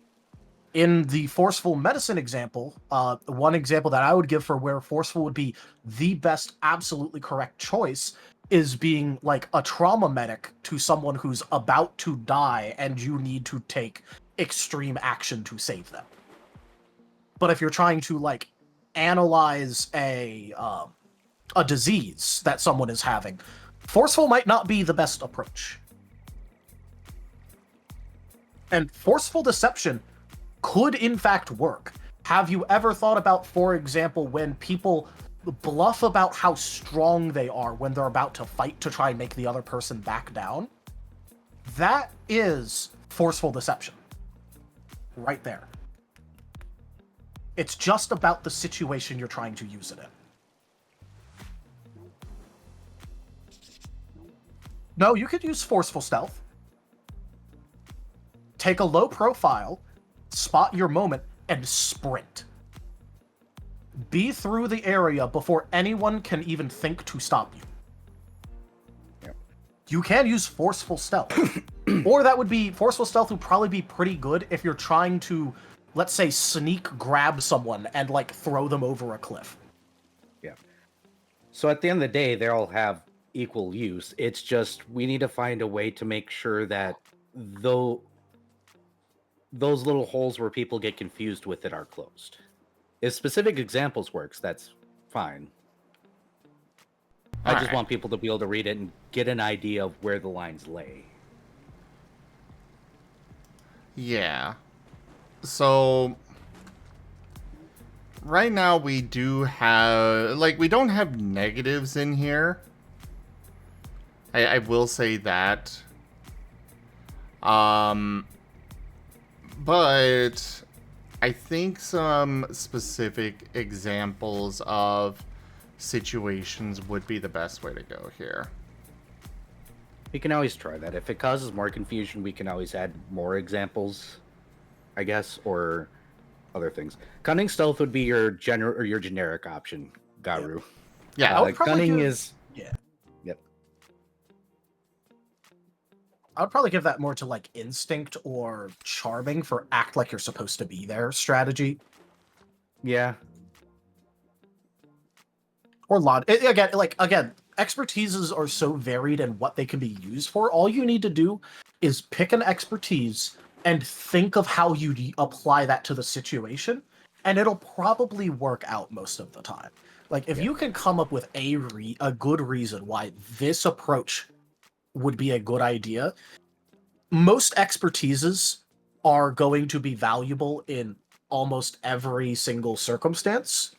It's just not for like just general. You'd have to think of, it's sort of one of the things where it's not going to just be, I use this expertise usually. It's, how are you using this expertise? It's a game of justify, and we might want to make sure to... Is that in there currently, that sometimes you may be asked to justify your expertise? Or we recommend justifying your expertise, because that might also help. That would probably help. If you It didn't have would. that. I'm recommending. But for a forceful stealth, to me, that would be... I mean, I'm going to use Star Wars because we've been talking about a lot of Star Wars stuff, but that would be you're sneaking into an Imperial base, and you get caught. You probably have an Imperial officer uniform, and you're sitting there they're sitting there being like, "What the hell are you doing here?" And you then respond with, "I am here under Lord Vader's directions specifically. If you're going to stop me, you could take it up with him." At that point, that'd be more the deception check on being caught. Well, yes, but Yeah. it's still an argument that you could go down with that. Oh goodness! I'm just right. But Forceful stealth is the guy that climbs through the vents. but Just- no, in all seriousness, again, most expertises have like really good value in just about any circumstance. You just have to think about how you're applying that if you want to get the best results. Like, if you have a character that's all about logic, you should probably think about how they're applying that logic in any given circumstance to get a good result if you're just going all in on logic. Or if you're going all in on charming, think about how they're using that charming nature that they have to try and get the best result, even if it's not something that would generally be thought of as being able to apply charm to it. I mean, a charming stab is definitely the guy that pulls out the rapier, distracts their enemy, and then stabs them. Yeah. Or And does, then like, cuts the their whole initial I in their have a shirt. or has like the cloak and they're showing off their clothes and like they have the quick rip off and they like throw it in their face and stab them. That would be charming and or cunning. But when it comes down to it, the main thing is it's not so much that you cannot do the forceful medicine, you cannot do forceful stealth, etc., etc. It is that you might have some particular penalties if you botch. Yeah. It might not be the best generic application, but there's nothing saying you can't do it and make it work. Exactly. Like, Again, there are certain circumstances where it's the best. It just might not always be. Yeah. What is it? Tracheotometry or whatever, where you have to shove the tube down their throat to help them breathe? Probably like that kind of stuff. Yeah, if you're using forceful to do something like that, that could be helpful. That would be a great example of a time where forceful might get you a good bonus. However, if you botch that roll, well, that hose might be coming out a new hole in their throat or something. Oh no! Ren would know. This is why Ren's not allowed to have force on any of his characters. Oh my god! But, yeah, that's it's just an example of how that kind of works. Is forceful. It would if you wanted to use forceful for that kind of situation. Yeah, I would give you a bonus. However, if even with that bonus you still botch that roll, well, now they've got another hole to deal with. Yeah, and if for another good example, if you're doing I'm gonna use Star Wars as an example because we've been using it a lot. If you're doing something Sith related and you aren't using something like forceful or cunning, you're probably doing it wrong. In terms of when I say doing it wrong, I mean with how the Sith would look at it, you are not applying the correct thing, so there might be malices. But if someone wants to roll a charming expertise for the Sith thing, that is still perfectly allowed. It just might not be the best situation most of the time. I could also see instinct working well with the Sith, but Yeah, I'm just saying for yeah. just me throwing out things. But if you're trying to use forceful with Jedi, that's also probably not going to turn out the best for you, even if the Sith really like it. It's just, according to the situation and who you're talking with or trying to interact with, certain things will literally just work better depending on what they also probably value. But yeah, so adding some sort of examples and adding some form of notation that you may need to, or you may want to consider justifying what you're doing or what have you. Explain thyself. Yeah, the To term that I like sector may using is "sell it to me," but you know, I like using justify because then I get to shout justify. fair.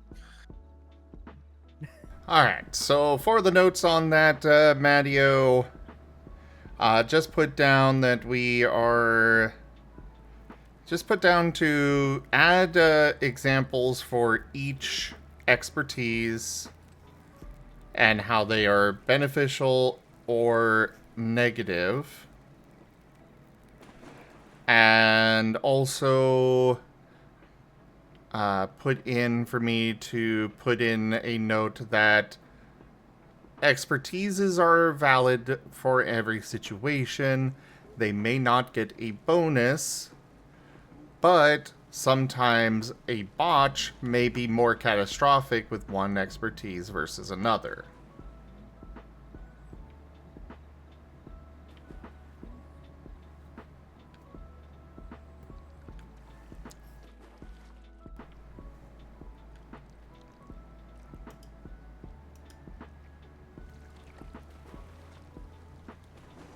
All right.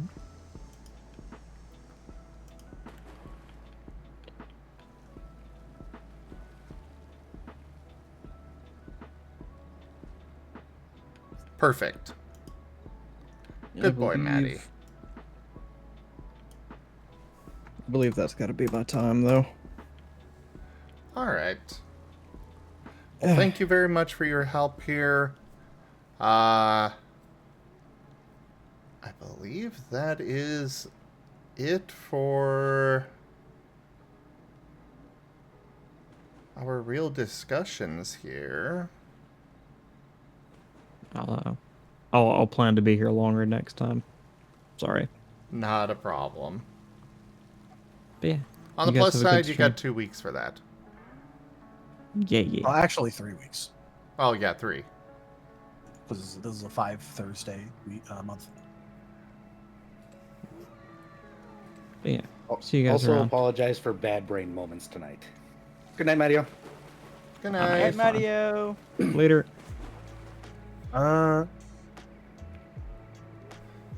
You know, considering we have the time, we could always try reading through like a section and seeing if there's random problems. Oh yeah, also one thing we do need to fix is that 1 feat. Ah, yes, the feet. Yeah, the shed the rust feat.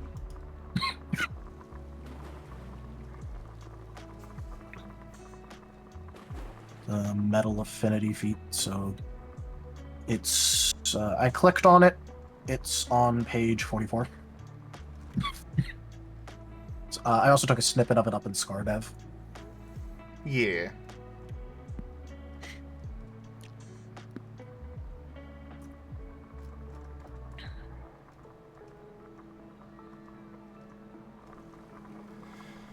Let's see. You are able to shed damaged portions of your body in order to regenerate an additional point of your natural durability per full rest. Additionally, the shed portion may be utilized to restore yours or an ally's natural durability in the same manner as utilizing that. The no longer existing artificial scales. Yep. How do we want to adjust this? The only thing that comes to mind immediately is just simply well,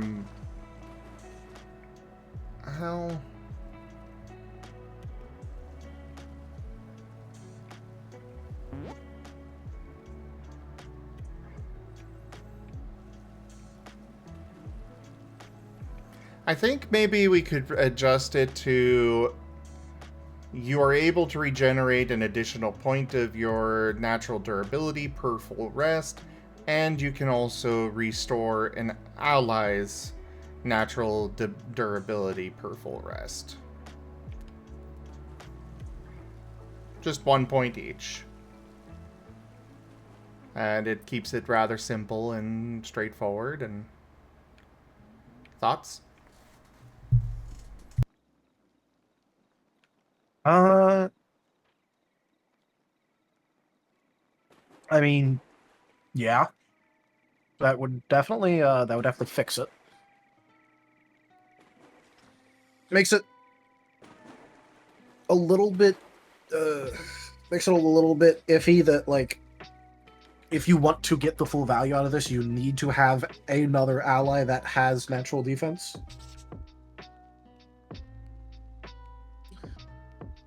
Well, yeah, like, I understand. I mean, we could also do it where it also can restore artificial armor for an ally. In that case, yeah, I'm fine with that. Okay. I'm not going to question logistics of it because why?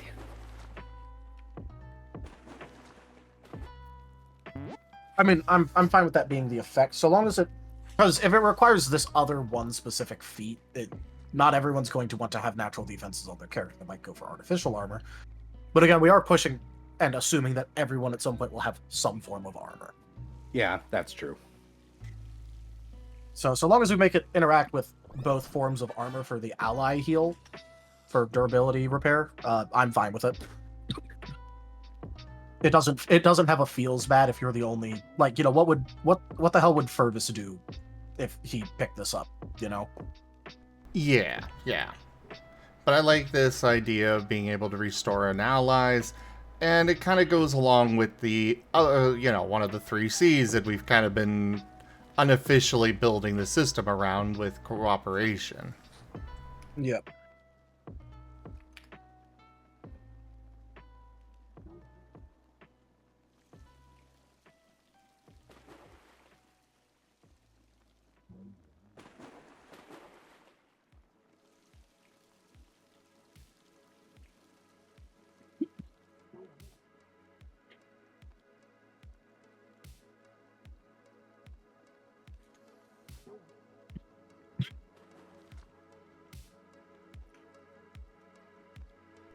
Era is now Stitch. Because 626 is Stitch from Lilo and Stitch. But no, I am not Stitch. I am Era. Okay, like, was a joke there, but now I understand.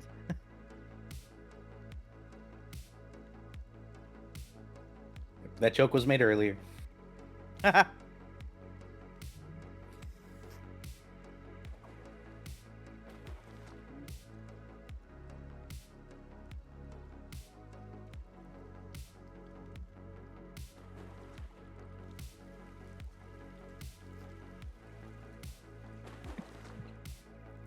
And being out of bagel is a mood.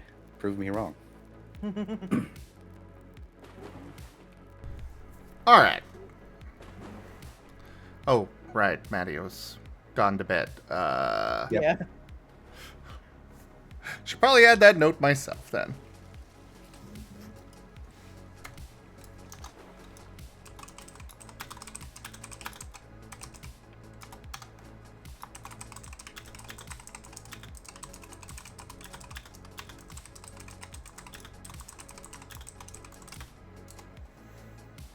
I think just to make it a little bit more generalized, we'll remove the natural defense the natural defense prerequisite for Shed the Rust. And basically they can restore a point of natural defense or artificial armor on themselves as well as on an ally. Sound good? Yeah, that makes it a lot more generally useful.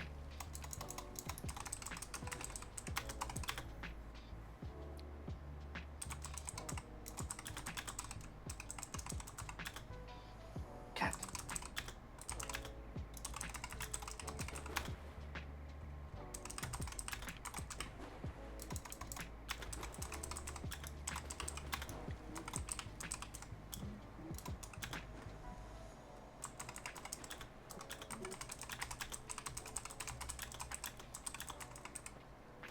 Okay. What was you were talking about going through sections and just reading through them. Yeah, we can always when we have spare time like this, like read through a section and see if there's anything that we missed or want to update or like, you know, go through things. You know, sure.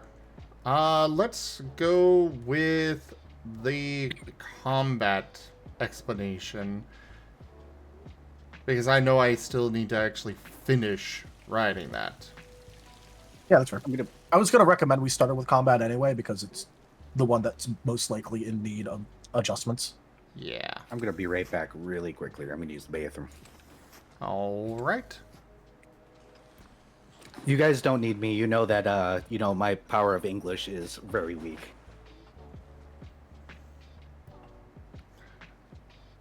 I mean, sure, but at the same time, I mean, that's why we've got Tal here. He translates your Draconic into English for you. Draconic is such a simpler language. We have so many fewer words. Cut out all the unnecessary nonsense. Burb.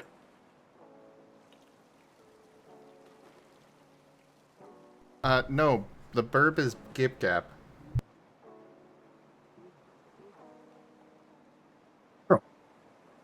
True.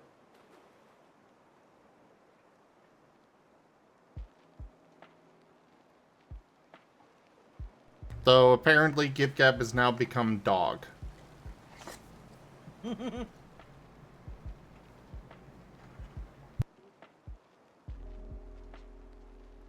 Demon is now also being overheated.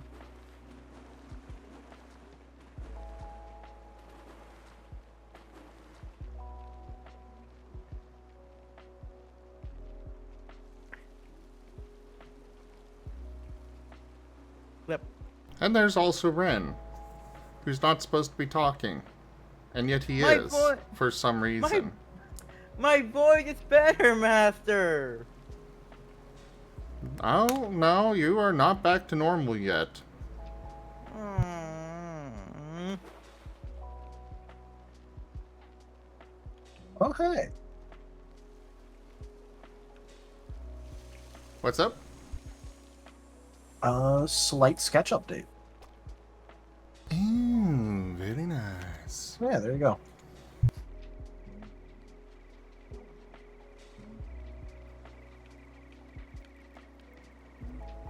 Very Busy, nice but I indeed. like it being busy. It being busy is very fitting, and I like that. Alright, so let's go ahead and start with that, well, first off, let me grab this. And we will go ahead and start with the combat stat cheat sheet. First things first, do you want it here? Do we want it here? I think it's good here. The combat stat cheat sheet. The rules box right above Yeah. flow and mechanics. Yeah, I was just scrolling down to get to it.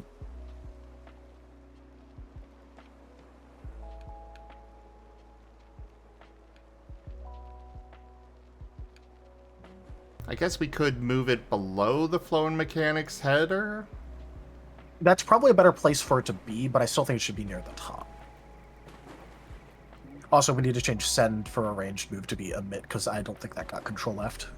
No, that's stuff that I've been slowly fixing as I've been replacing these with the new version of them. Yeah, fair. Because that is technically an image, and none of the text in there is actually Control searchable. F-able. That's what I was saying. I didn't think it got control F because it's not searchable. Which, it'll be nice when we eventually make this a PDF and it will be searchable.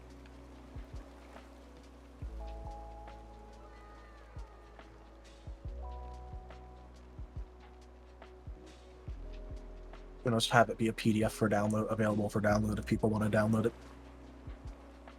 Yeah. Because I know damn well that there's been like online tabletop systems that I played where I'm like, yeah, but what if I just download this as a PDF instead of using the browser?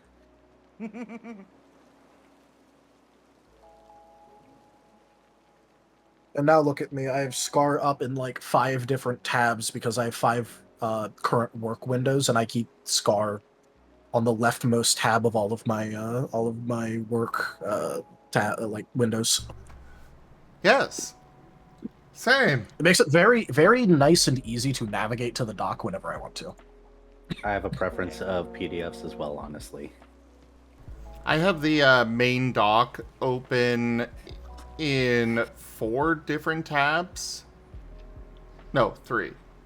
I closed one of them. But that's because sometimes when I'm actually working on stuff, I will need to reference one section and then another section and then another section at the same time.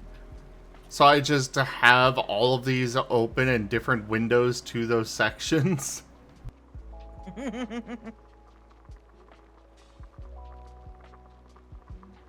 Sneak peek into the madness behind the screen, everybody. I'm technically speaking both very organized and very disorganized at the same time, because it looks like a complete mess, but I know where everything is.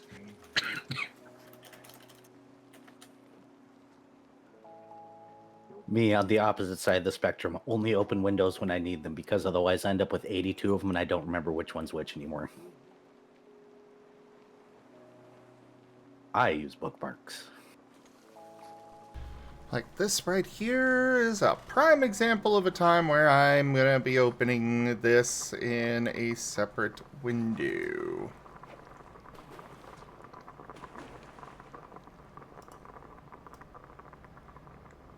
Just so I can reference the existing one.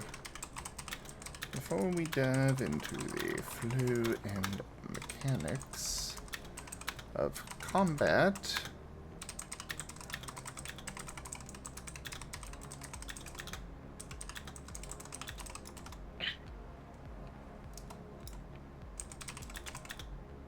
Can't we just, because I just copied it from inside. Can we just Control V this into the inside? Or does that not work? it's finicky. I've tried that. Yeah, okay. Plus, I prefer to actually write it out again myself, so that way I can make sure that things are proper to this point. Because a lot of these I have slightly adjusted the wording to be better or more updated to current wording.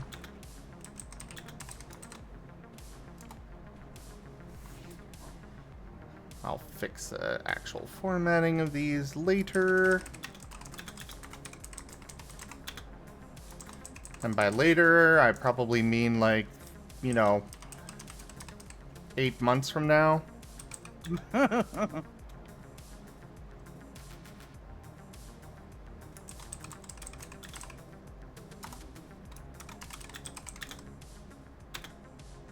We settled on ethereal for the special replacement, right? Yeah. I am running on very little sleep today. Also, that should be in.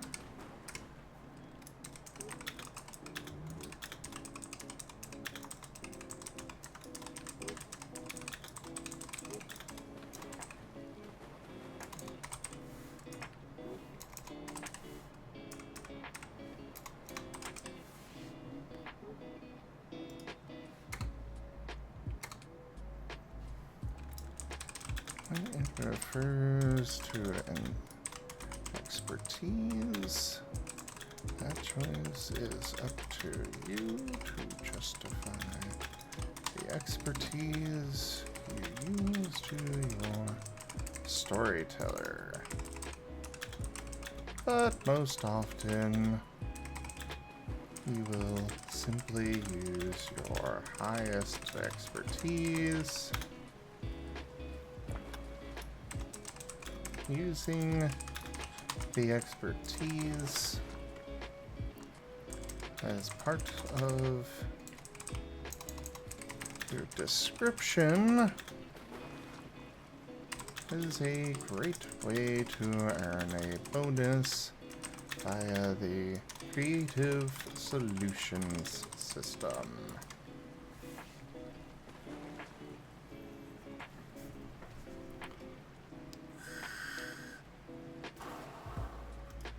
Mark that as purple.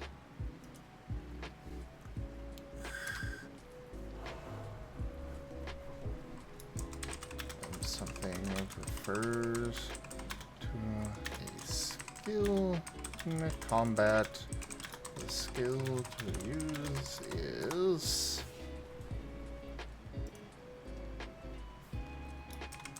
brawl for a melee move. Emit for a ranged move. Clash for a melee weapon. Marksman for a ranged weapon. Then deception. Etiquette. Persuasion or presence. For effect attacks. Alright. Now we can delete this box. /image. And like I said, I'll worry about the actual formatting in there later. Yeah, it doesn't matter too much at this second. Alright, go read through this for me, Tal, so we can go through this. Alright, do you want me to read the turn order part or the Let's just start right here with that first paragraph and go from there. The first paragraph in the chapter, or? Okay. Oh, that one. That one. So with the various parts of combat out of the way, how does combat actually work? I will go over the flow, mechanics, defenses, and so on in this section step by step. Some steps have multiple options. These are presented as part of the same step number, but with a letter to differentiate. Some refer to actions that can be performed. Remember, you have 2 per turn. We might want to read the word. Yeah, 2 standard actions.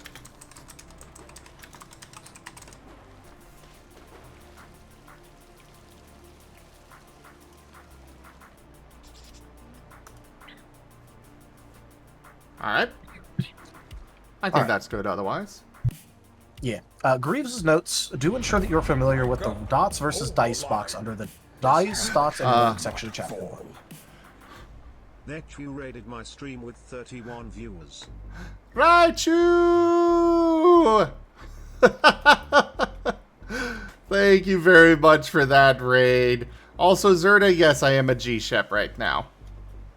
But welcome in, Raichu. How are you? How was your stream? Welcome in, everybody. I am Razim. We are currently working on our SCAR system, which is a tabletop RPG system for playing as Pokemon, Digimon, Monsters from Monster Hunter, and more. We also are using the system for a Star Wars campaign on the channel here. We've got a lot of tabletop RPGs. Hello there, Gabe. Hello, Hulex. Hello, welcome in, Otterly. Hey, Ross Cool Cat. Let's see here. We've got... oh, hey, Balasar. Good to see you. Oh, I'm glad to hear your stream was great. I am doing well myself. A bit tired because poor sleep today, but, you know, I'm making do. I'm pushing through and such. Zerda, Monster Hunter Monsters was always in there. Literally from the start of the system, it was Pokemon, Digimon, and Monsters from Monster Hunter. That's always been a thing. Yeah. We just don't have any Monster Hunter games running, but it's been in there like forever. Yeah, we did have a one-shot with, or short shot with it.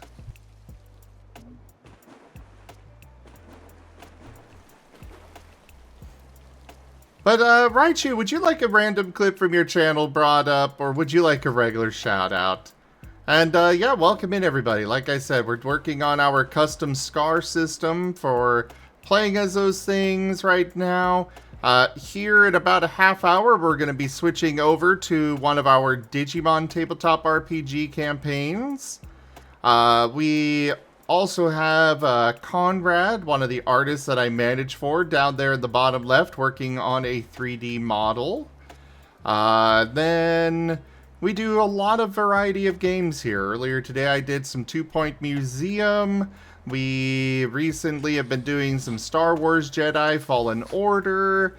as well as Rift Breaker and Repo.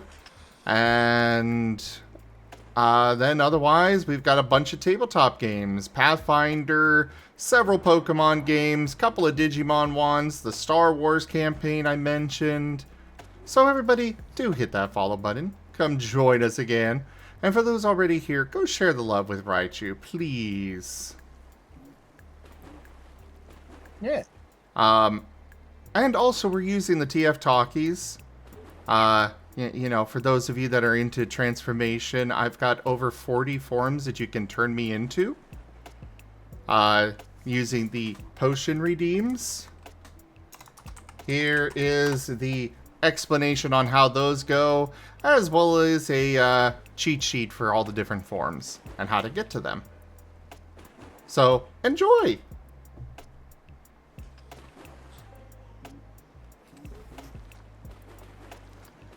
But yeah, let's see.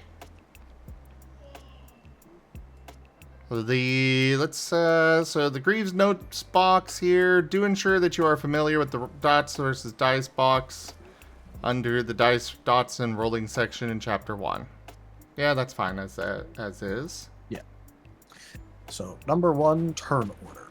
To start off with combat, you will need to determine your initiative standing. Initiative standing is your score. Not quite sure how I like how that's... Oh, wait. Oh, no, that's... There's a line break there. Sorry. It's just...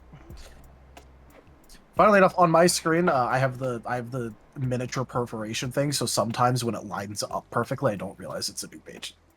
All right. Initiative standing is your place on the turn... Yeah, here, I'll show you what this looks like from my perspective. If I'm scanning, I sometimes don't notice the faint line. Fair enough. Look at that. Look at that. That's sometimes hard to notice. To start off with combat, you'll need to determine your initiative standing. Initiative standing is your place on the turn order. In order to determine your initiative standing, you will roll a number of d10s equal to your initiative skill plus 1. So if you have 1 dot initiative, you roll 2d10. In the case of ties, you and those you tied with roll another 1d10 to determine who goes before. With those ties, the person who rolls the higher gets 1 added to their initiative standing, while the one who rolled lower remains on the score that was rolled. If more than 2 are tied, the highest of the tiebreaker gets a higher addition, so for 3, they would get plus 2, so on until no one is tied. If these changes in standing create a new tie, the original one at that number gets a plus 1 to their standing. In the case of ties that result from a change in initiative standing, such as from a stat change, the one who is changing their initiative standing will go a point lower. I'm not sure if I like that they go a point lower instead of it keeping the standard of the initial going like a point up. Yeah, that's a good point. Let's go and fix that. Could I also ask, instead of additional skill plus 1, can we change that to plus 1 additional die? Huh? So a number of d10s equal to your initiative skill plus 1, can we change that to d10s equal to your initiative skill plus 1 additional die, just for clarity's sake? I know it's implied, but... Yeah. We do have to explain it a lot. Yeah. Well, that's more because I don't... Frankly, I believe that is more because people don't read it. But at least when we say, you know, read the book, it's very clearly stated for them.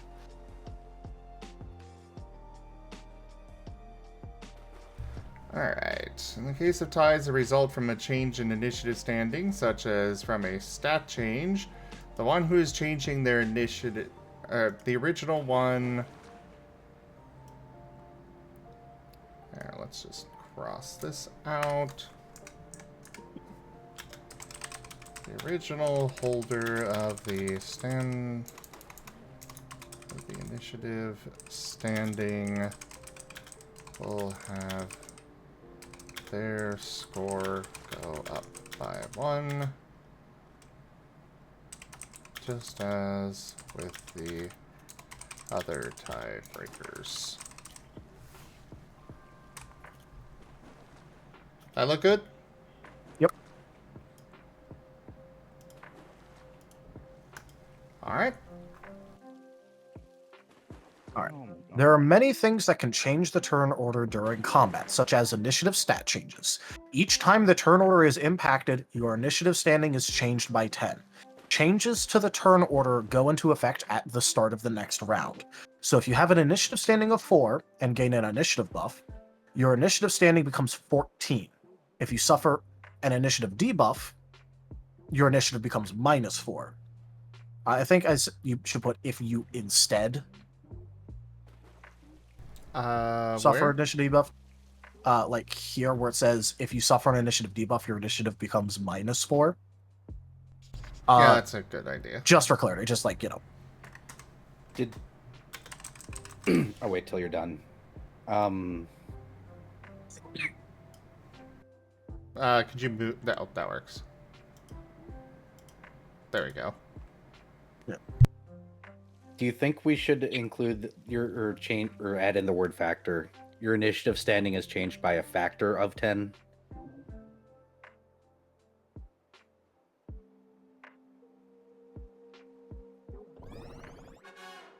I know it's a pedantic English thing, but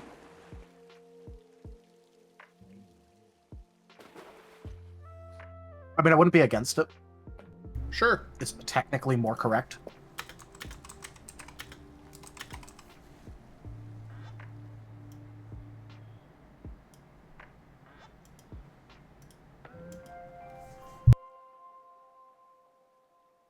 When in the negative for your initiative standing, you are still able to perform your turns as normal. However, you will no longer be able to utilize any reactions. Thus, if an attack of opportunity were triggered or you were to hold your action, you would be unable to do so.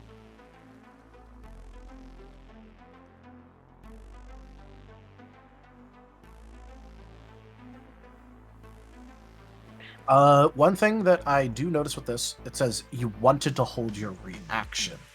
If I remember correctly, on holding an action,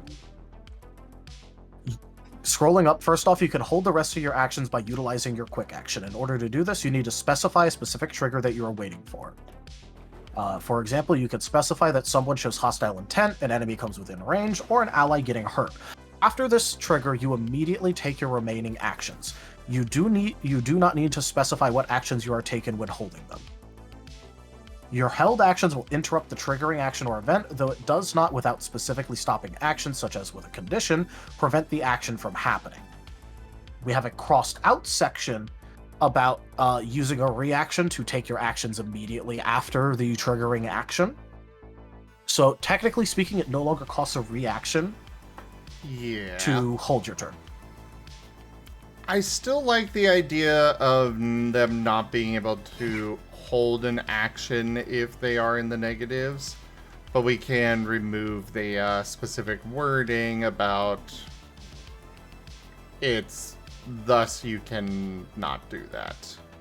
Yeah, we can just separate it out and keep that in there. I just wanted to point out that it technically doesn't cost a reaction anymore. So to be fair, you guys good with that change of they cannot hold actions when in the negative on initiative standing? sure. I mean, I'm fine with that being it makes sense, like thematically to me. So I'm fine with it, and like game balance wise, I think that's fine because, if you're getting into the negatives in terms of your initiative score, either you're overspending on some initiative burst stuff, or someone is specifically debuffing your initiative, or you're accepting initiative debuffs on yourself, which at that point you're literally accepting the consequences.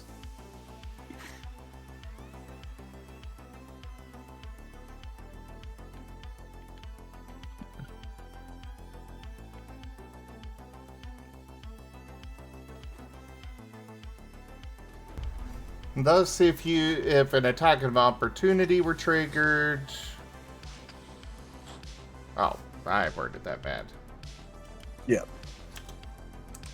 You cannot take advantage of it, nor can you hold your action when in the negatives.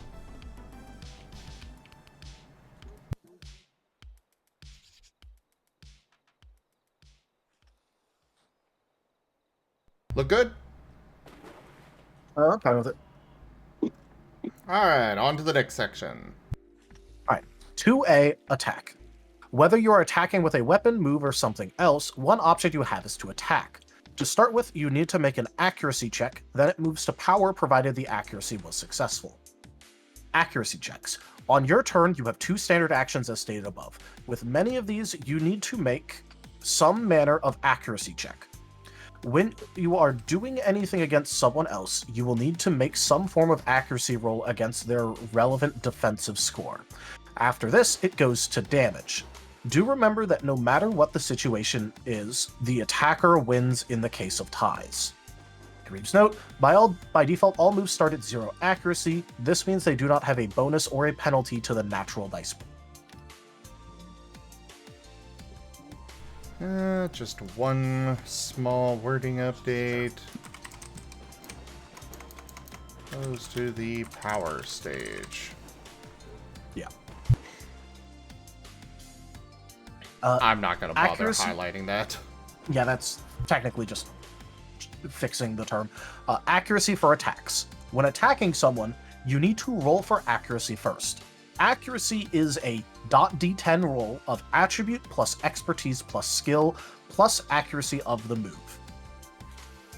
This result is made against the target's evasion score, and in the event of a tie, the attacker wins. Evasion will be covered later. Greaves note right under that, remember to include your stat changes in any rolls. They add extra d10s to your roll. That is not technically correct, but if we say accuracy stat changes or something like that, that is correct. Because remember, damage just adds successful damage. No, I don't want to be that pedantic. Never mind.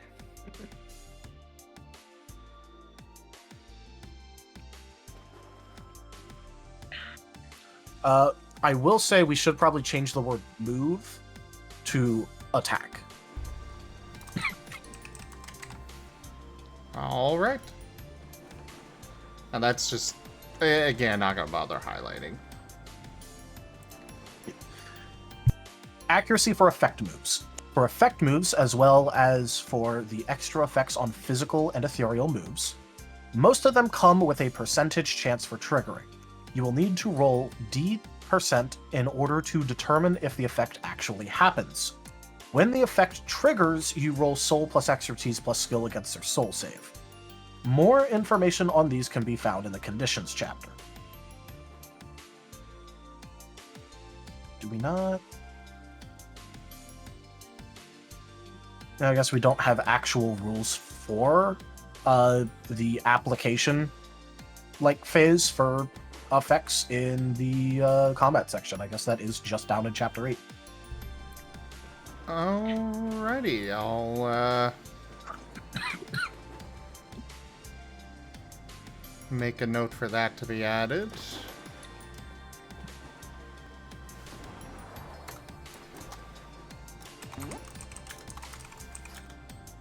Yep.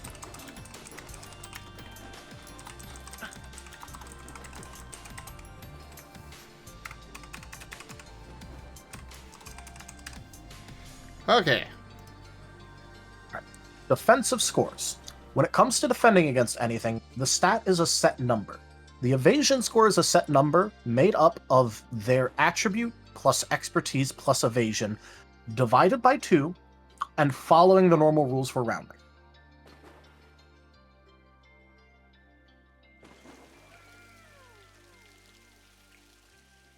Just decided to I'm not update sure there that to we need to the we should targets. specify following the normal rules for rounding, but I'm fine with it sitting there.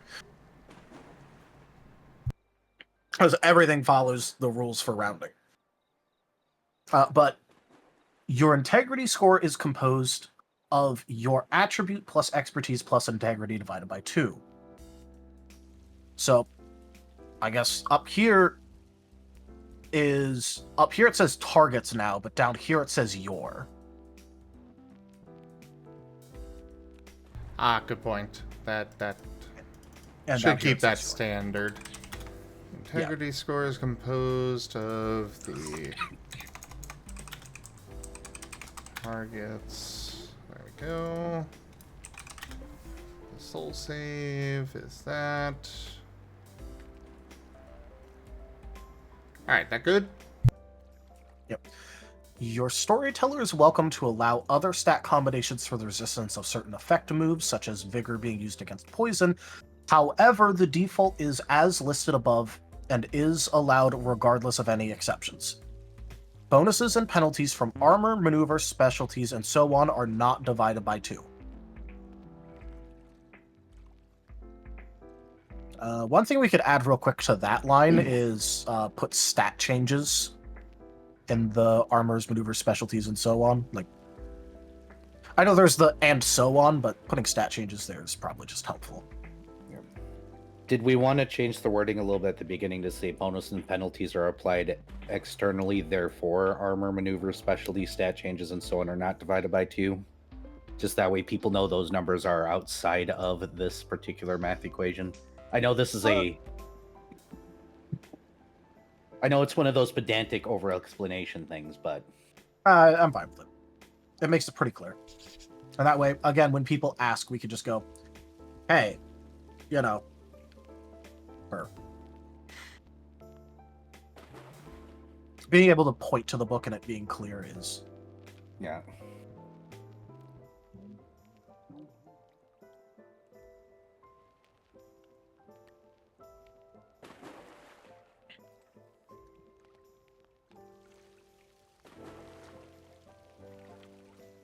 There, I think that was the best place to put that. Yep. Bonus penalties and from armor, maneuvers, specialty, stat changes, and so on are external changes and thus not divided by 2. Yeah, that's pretty clear. Yep. Defense debuffs, regardless of... I do think that we got rid of this. I don't think so, because we haven't really updated the conditions section, like, properly in a while, so I think in long-term conditions... We might want to just put an asterisk there.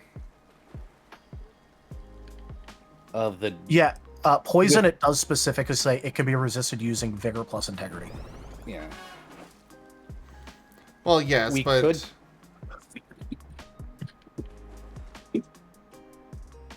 Go ahead. I was gonna say... Oh, my brain lost it, actually. Never mind.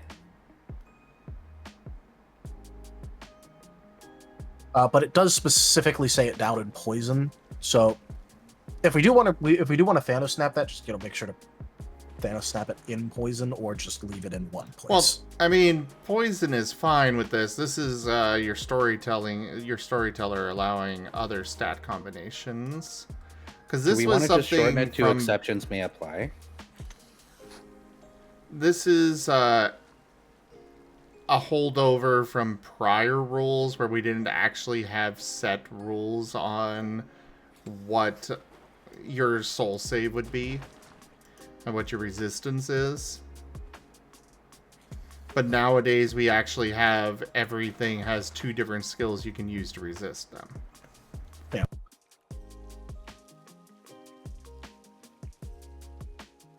So that's why I'm saying we should go ahead and just get rid of this section. Yeah, I'm fine getting rid of that.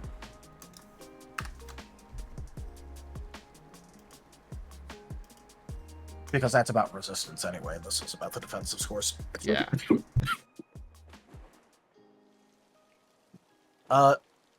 Defense debuffs, regardless of any other rules such as hit stun, size categories, and so on, your evasion, integrity, and soul save cannot be lowered below 0.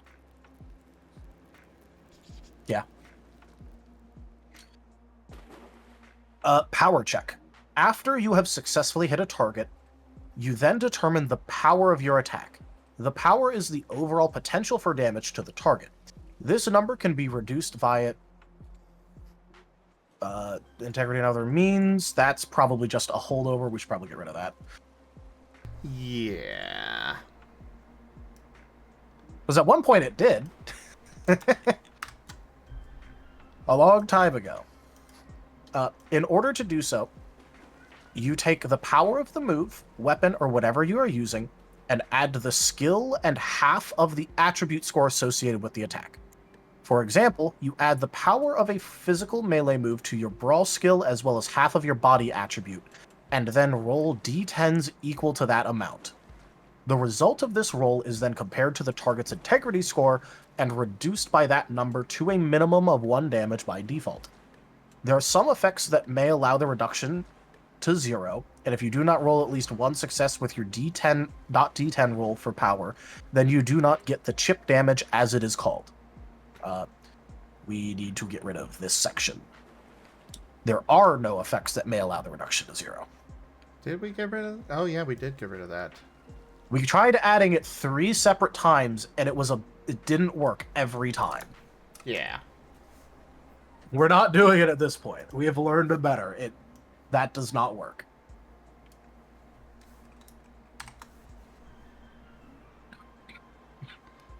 Also, We have I learned. just do not like this wording here, so I'm just gonna. We have chip damage. I'm pretty sure I explained that in. It's chapter literally 1. right under. It's also literally in a box right under this. Oh. Is it? Also, I'm just going to Oh, say yeah, so get it the is. chip damage. You do not get chip damage. You do not deal The- chip apply. damage. Deal chip damage, yeah. The word "the" there was just bothering me a lot, so I just wanted it gone. You do not get the chip damage. Die. You do not the chip. You do not the chip, yes. The final result of the power minus integrity is the damage. Should probably put power roll. And we might want to include that this is where you include any relative, or not relative, any applicable damage bonuses from like stat changes or guaranteed damage. Because that isn't mentioned anywhere in here.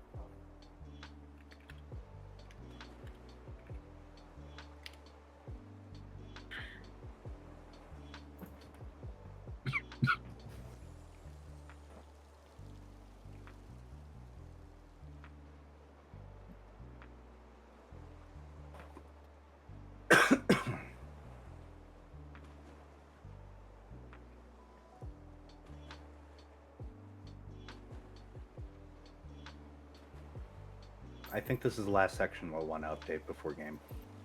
Probably. Also, the hilarity of us still having to be maneuver in a not written section after like 2 years. Yeah. I've been scared to finish this. That's right. To be or not to be? You're scared to finish it? Combat is complicated. And also, he kind of needs. I guess he doesn't need, but he probably really wants me to be here for it, so that way I can go. Oh yeah, by the way, we fucked this up. This isn't how it works. True. I have done so much combat that almost all of the combat rules are ingrained into my head. Which is good and bad. Good and bad. Because it also means that I rarely fucking look at this section, because I literally know more than this section. Because this section ain't finished.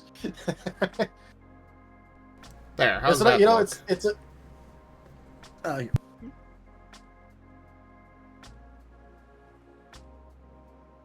Add buffs from your damage scores to your power roll in the form of guaranteed successes.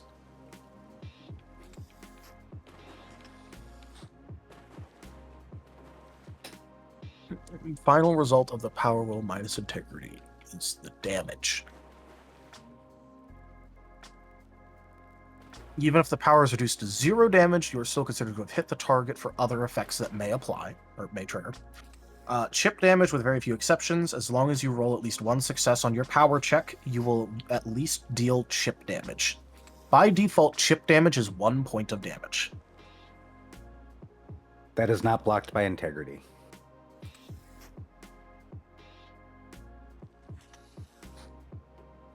Yeah, this. Just to be pedantic again. Yeah, or bypasses integrity. However you want to word it, but you know. Yeah. in the chip damage box.